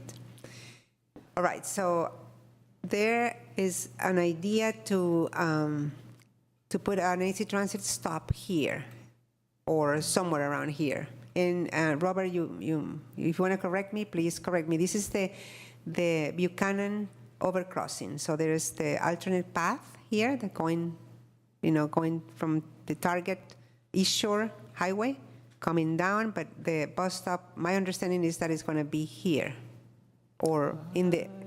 That's what they said. That doesn't sound right. So where do you think that? We never considered one there, I don't think. So I want to read. Look at evaluate changing existing 3 lanes. Okay, we're going to start with the number 1. Evaluate changing existing 3 lanes left through here, left through left and through 2. The change will be to a left through left to a left through left and bus only recommendation here for the westbound ramp. Is that right? Have you been involved in this? Yeah, Okay. slightly. So those are some of that. Basically, they're evaluating this right now, and the signal will have a bus-only face. So, but my understanding was. So wait a minute. Could you read that again? Yeah. I So it says- didn't understand where you were looking at. Yeah. So here's where, do you see my Down at the bottom. Okay. Yeah, here. By the intersection of the 580 off-ramp and Okay. Buchanan. It says evaluate changing existing 3 lanes, left through to a left through left and bus only lane here. Yeah, that makes sense. Got So it, the idea yes. is the existing left Yeah. turn lane would stay unchanged. Yeah. The lane that lets you turn left onto the freeway or go through to Golden Gate Fields would stay unchanged. The remaining lane would be bus only. So Yeah. there's no longer a through lane to Golden Gate Fields all Yeah. by itself. Yeah, okay. Then evaluate providing an AC Transit signal priority for AC Transit buses to allow left turn during its own phase from the bus-only lane. This, Do you get that free? yeah, so, that okay. makes sense. Is that right? So basically, you're going to jump, you're going to Yeah, have so your own here. phase from a left turn from the right lane. Right, Yeah. it's a So it bus will be right box here, enabler. yeah, Right. bus only. Bus box. It's a bus box. That's exactly right. Yeah, And- huge jump. Locate AC Transit bus stop on Buchanan Street as a near side stop near the signal. And this is the signal, so I guess this is the near side stop, isn't it? Is it around here? So I asked the question. It might be the might be- signal at the westbound on-ramp. Yeah, maybe it's, No, but remember that. Isn't it back there? Is that here? That's where it was before. Here is your signal. Well, no, see, but if you bring it out of the lane, you can bring it further south, further yeah, west. so, yeah. That's why the key jump is Right, important. now that you're there, if you can make a left turn from the right side, now you can bring that bus stop closer to the, So basically, this is going to be, the stop will be here. Correct. Probably where that orange is. I think they're going to probably No, remember that, I know you were not with it, walking on it, but there is a huge column here. That if, that's why we're trying to cross everybody here. Well, unless, I don't know. But the bus stop can be in the bus-only lane. It can be in lane, right? Yeah, but, It doesn't have but to if you pull out. locate it all the way at the west and the crosswalk is at the east, that seems like a huge distance. Yeah, where do they say to? And then I asked the question, are you talking about the westbound bus stop? Would this be on the Buchanan Bridge, then before the eastbound I-80, 580 on ramp? And they answer yes. This is the westbound bus stop, and it would be located on westbound Buchanan at the approach to the Buchanan westbound 80, eastbound the 580 ramp intersection. Because I don't think What is the west intersection? It's the west one. Yeah. Are we under a time constraint here? Because I don't think we have enough information to respond. No, as I said, they haven't developed plans. I asked that when the plans are developed, given to me, because I'll ask for clarification. So you think it's going to be this same bus stop here? Right. My understanding was Just to a have few the feet buses, farther west. Right. And then you have your own signal, and then come back and then do this. That's And then- correct. Okay. Or even leave the bus stop where it is because you're close to the crosswalk. I thought the Here. issue was, the issue was But they said near side, as a near side. near side. That's what it says this email. But it's the near side of idea of moving of up. that westernmost signal. Yeah. Well, then it's the near side here, then. So I think I think you're right, you need a graphic. We had an intermediate design a few weeks But ago. it doesn't go. It That's doesn't. gone away, and we don't have a graphic. With for the this. bus stop here, with the intermediate design at the bus stop here, and they decided not to do it because it's dangerous.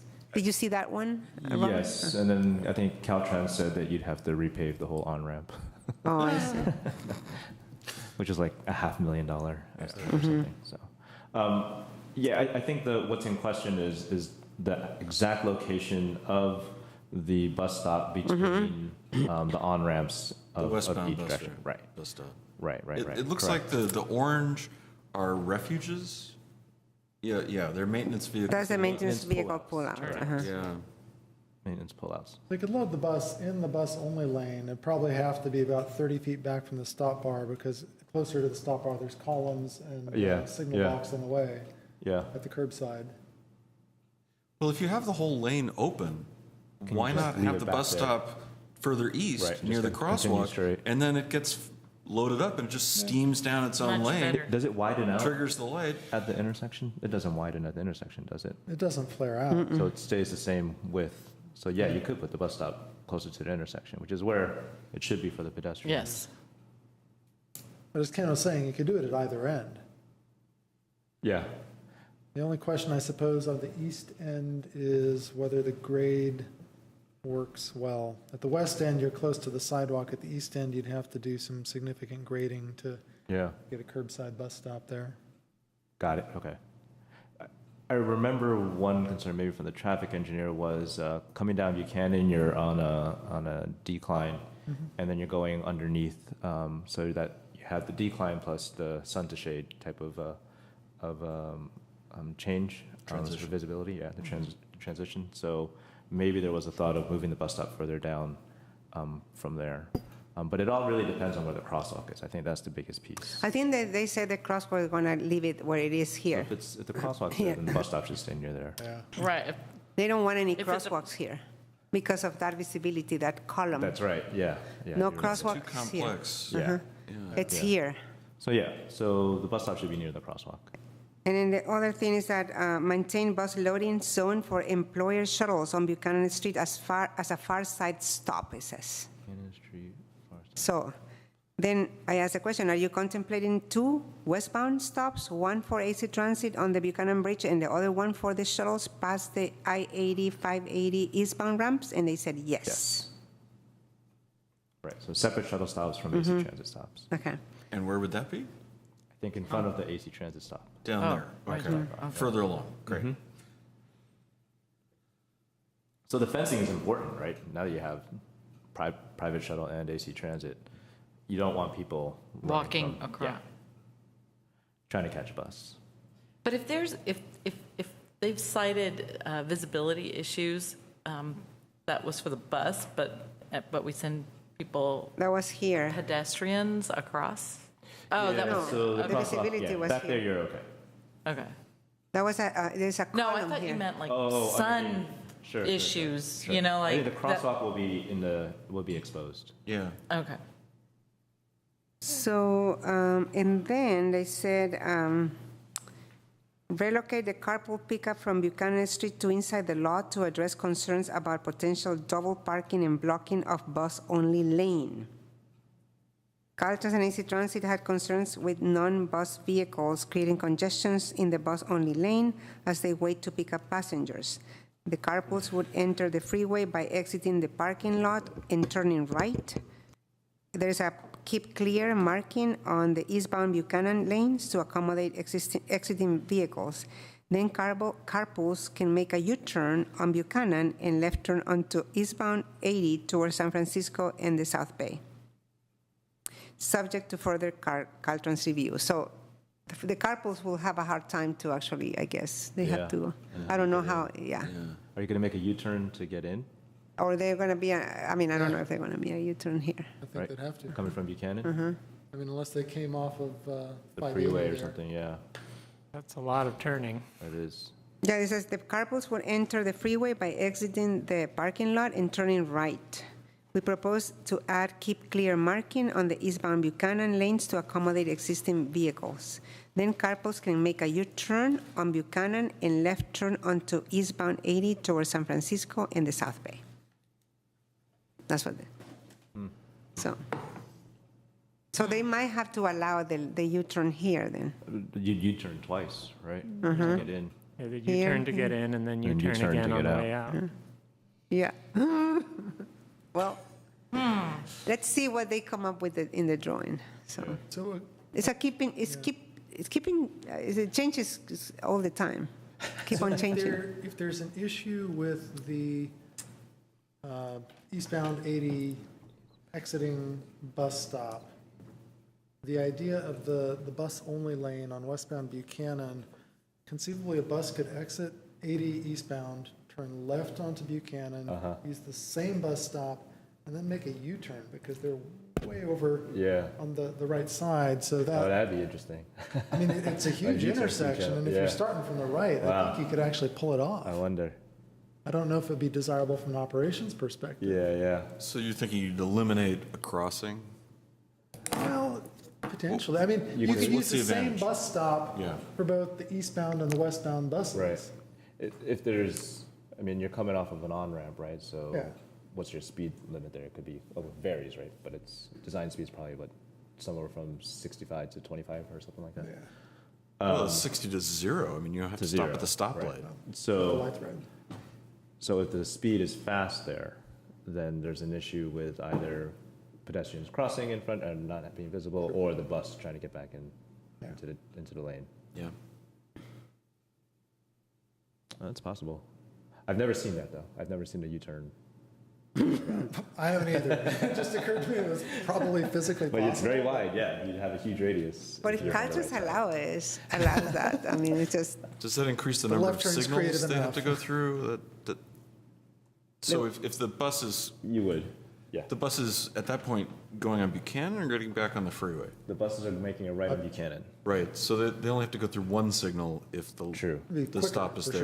sure. True, yeah, be quicker. And you're saying now, so Yeah. that would, yeah. So as long as that stop on the off-ramp is okay, then Yeah. there's no need to do. It there's a lot of seems like Caltrans is okay with that. One thing that that AC Transit asked Caltrans to consider was, can you get a bus exempt to have that bus go straight and back onto the highway? Should we want to put in another route there that, continues on or something like that? Which again, if you were to do a bus-only phase, you could That's right. totally. Right, do that. yeah, just have it Bus just a few. box. Same thing. It would be actually the same thing. So you're going straight. What's the symbol for the bus box? Never mind.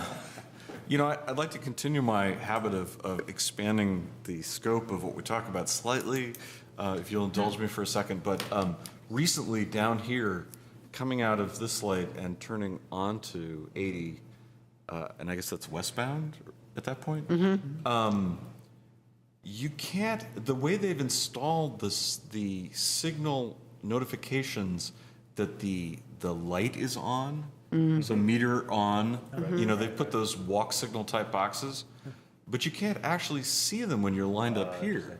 You don't actually see them until you start accelerating around the corner, and there's one here. There isn't one down here on the opposite corner. You have to use your drive 3 or drive 2. Don't accelerate there. Well, usually by that point, I've shifted out of drive 2 or drive 3 because I'm expecting to go on the freeway. And it's always a bit of a, oh, I see, there's a stoplight. Okay, well, then it's which lane do I get in because what time is it? And yeah, it's all of that. But I'm disappointed in the implementation, and I understand that's not a city thing, that's a Caltrans thing. I just want to register my disappointment. Thank you. And we can move on. Mm-hmm. So, questions? So we received the presentation. We can't select the It's really preferred hard to select a preferred. We'll bring it back to you. No, we'll bring it back. We thought that we were going to give you the one with the on-ramp stop version. Right. And then we're going to provide, we even kind of like commented and said we would like this option A or B, whatever, I don't remember, or B or C. And then we're going to bring it here for reassurance. But all of a sudden, we were informed that they're no longer going. So, and I asked, so what are the changes? Are we going to, they don't have a graphic, so. Okay. But we'll bring you the graphic. I am sure things will change from this narrative. Caltrans keeps on changing things. Yeah. And AC Transit as well. Yeah. And there's actually 3 parking ride lots as part of this project to deal with, so. And not much funding for it either, if I remember. So there's a bus-only phase. What happens when you make donuts with a bus? It'll keep triggering it. Yeah. All right, moving on to announcements. 7-1, San Pablo Avenue and Buchanan Street pedestrian improvements project update. Yeah, this is just for information. We are making progress on the 35%. There were some issues with drainage, so not all of the bulb outs that we had planned will be implemented because it's so expensive. San Pablo Avenue does not have drainage on the south side or for about 1,000 feet. Is that right? So west side. That's right. So the bulb outs are impossible. I mean, I wouldn't say impossible, but very expensive if we want to implement them. So we will bring an updated plan, 35%. Hopefully, we're going to meet with the TAC in September. It's in for September, and we're also preparing a peer review for Caltrans, which is basically a document of what we're going to do in technical analysis, and that also is going to be submitted in September. But now we have a better idea of the scope of work that we are talking about. The medians will be implemented, but the bulb outs, not all the bulb outs will be implemented because of drainage issues. And we heard about this earlier today, and it's been an issue as my daughter calls out to me crossing San Pablo and how long the lights are. That's part of that. Yeah, it's been a while since I participated in that. But the signal operations is included in this. That's a different story. It's just the drainage that is complicating our bulb outs. Okay. Just throw out, for consideration, and you can ignore it, or maybe already looked at it, the idea of island bulb outs with a trench plate over the gutter. Right. Okay. Yeah, but I think still might not work. But yeah, I think it was a surprising volume of water. That's what I've observed out there, yeah. On that area. So we're waiting for their So we're going to have a lot of ponding there, so. Okay. We try. I try. Believe me, I try. I hadn't seen it myself, but apparently this past winter there were some flooding situations in the slow lane. Yeah. So that's quite a bit of water. And then there's the valley gutters. That's what we have on San Pablo Avenue. Yeah. Okay. Oh, and then 7-2, shall we go? Yes. There is tentative date for community meeting for the Keynes and Adams Conceptual Bikeways in Community Outreach Project is October 4th, 2017. I think it's... Yeah, this came about, we had some community meetings, and although this wasn't part of the original scope of work, there was a request from everybody to have a chance to review the preliminary recommendations from the consultant in a more informal session than just bringing them here, and then everybody gets their 3 minutes. So we think by then we'll have the information in some format that's ready for people to react to. And then we'll bring it to you, the commissioners, in a more formal setting later that month or the following month. I think that's going to be highly constructive to have that engagement with the community before you bring it to traffic and safety. So do we think it's a good idea or a bad idea for us to appear at the community meeting? Personally, I think it's a good idea to go and listen. I went to the last community meeting and just listened. And I think it's good to show our interest and get familiar with what the concerns are. And is it all noticed so that we could notice it?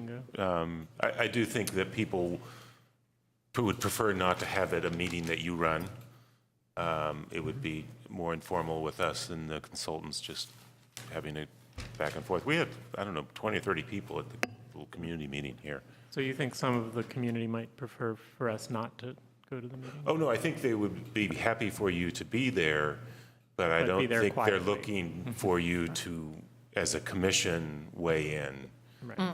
I think they want to talk, essentially they want to talk among themselves and talk with the consultant and talk with us and think through it a little bit before they come and try to convince you what they think about the recommendations. It's all part of the process of learning and understanding.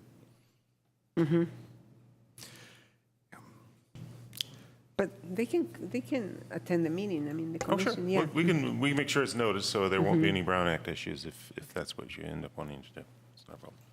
Council members may wish to be involved or observe as well. I don't think we had any at that meeting, but it's certainly possible. Yeah.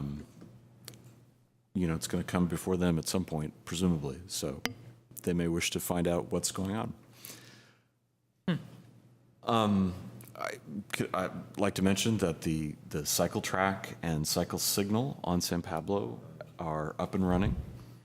I haven't looked today, but I don't believe the hawk signal is operational yet, but that's okay.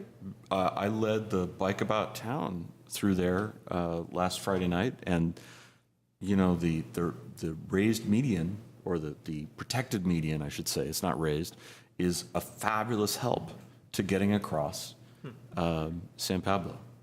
It's great. Yeah, it's a huge improvement, and the hawk signal can only improve that.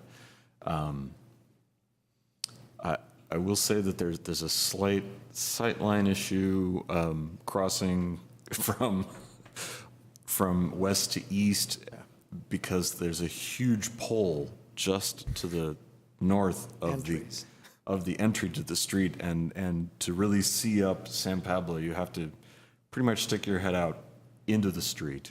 Where? So from On the west curb of San Pablo, where the crossing for the hawk is, if you're next to the crosswalk, waiting to cross. Oh, yeah, that's true. The signal pole is right there, and it's a really big one. And then trees behind it, so the ability to see southbound cars is so-so.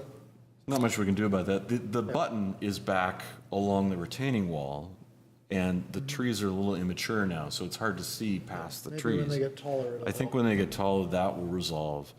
And if you activate the hawk once it's functional. Mitigate that, right? Yes, the hawk will mitigate that, because you'll be able to see, you can see where the cars would stop. Okay.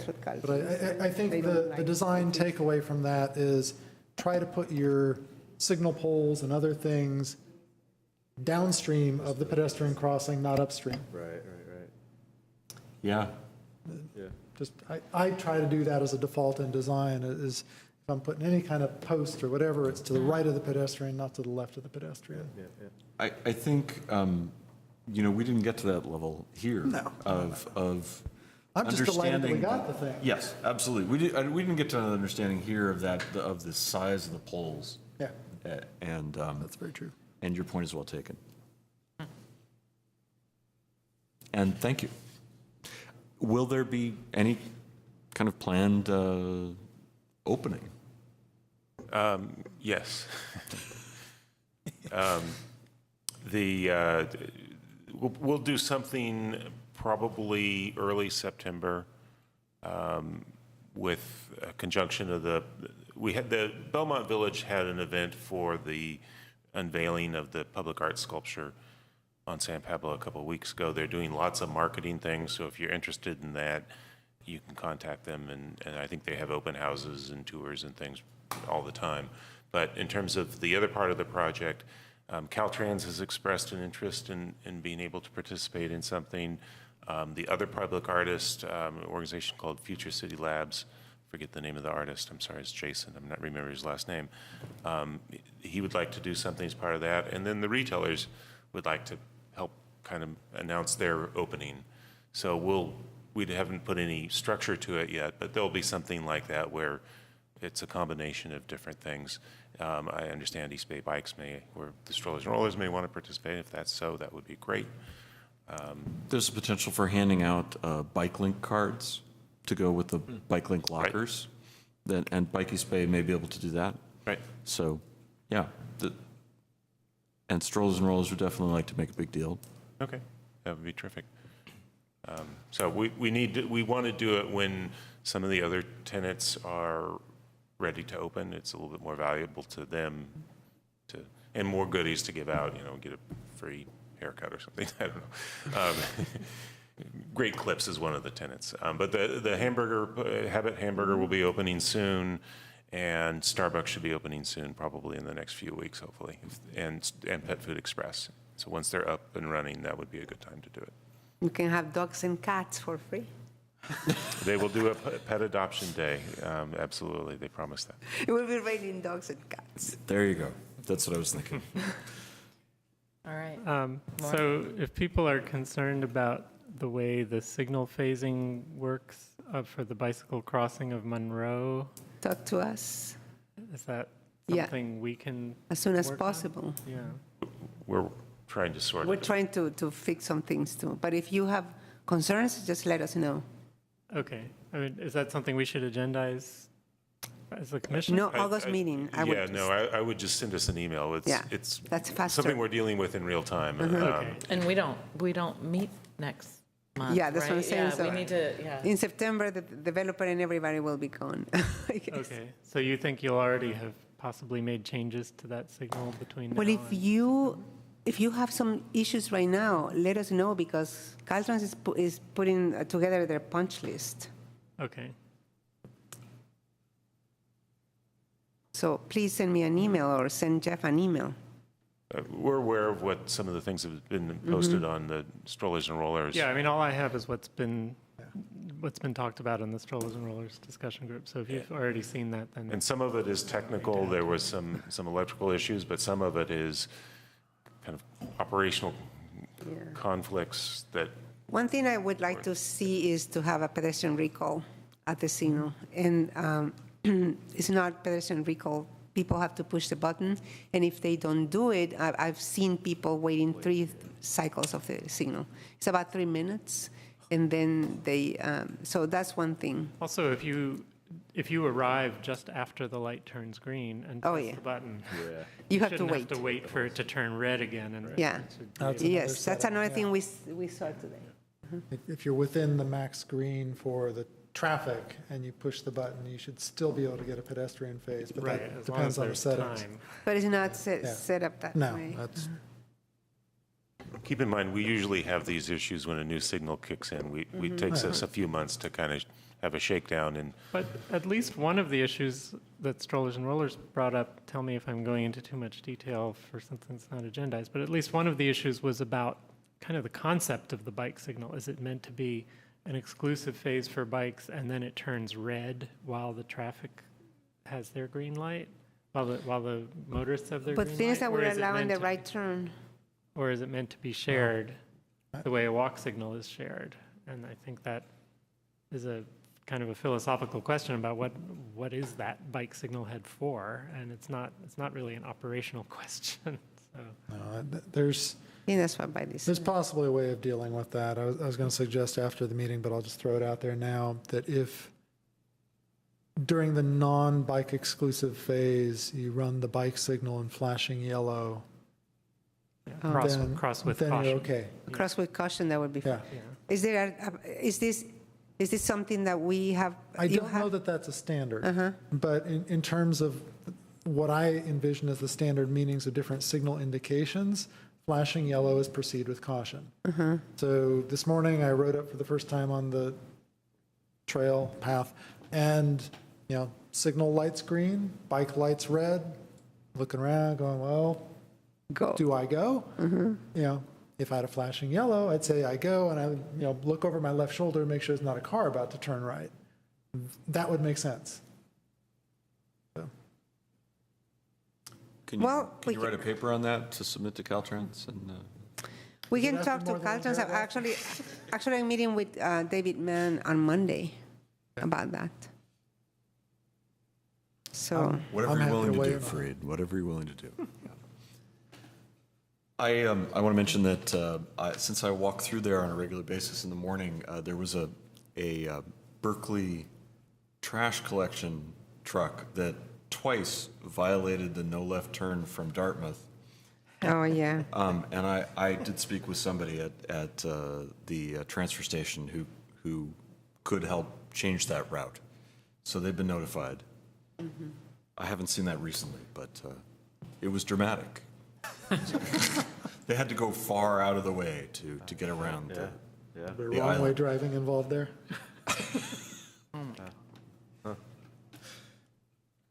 Any other announcements from,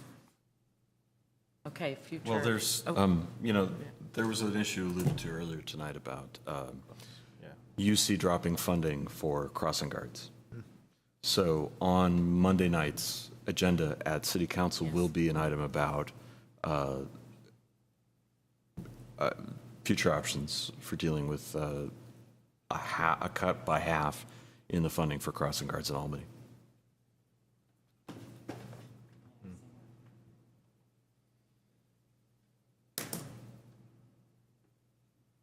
So the future agenda items, anything we need to call out in particular? I don't think there's anything here that we need to call out in particular. This is just what we're thinking about for the September or maybe the October meetings. Of course, if other requests come up, we will add them as much as we can.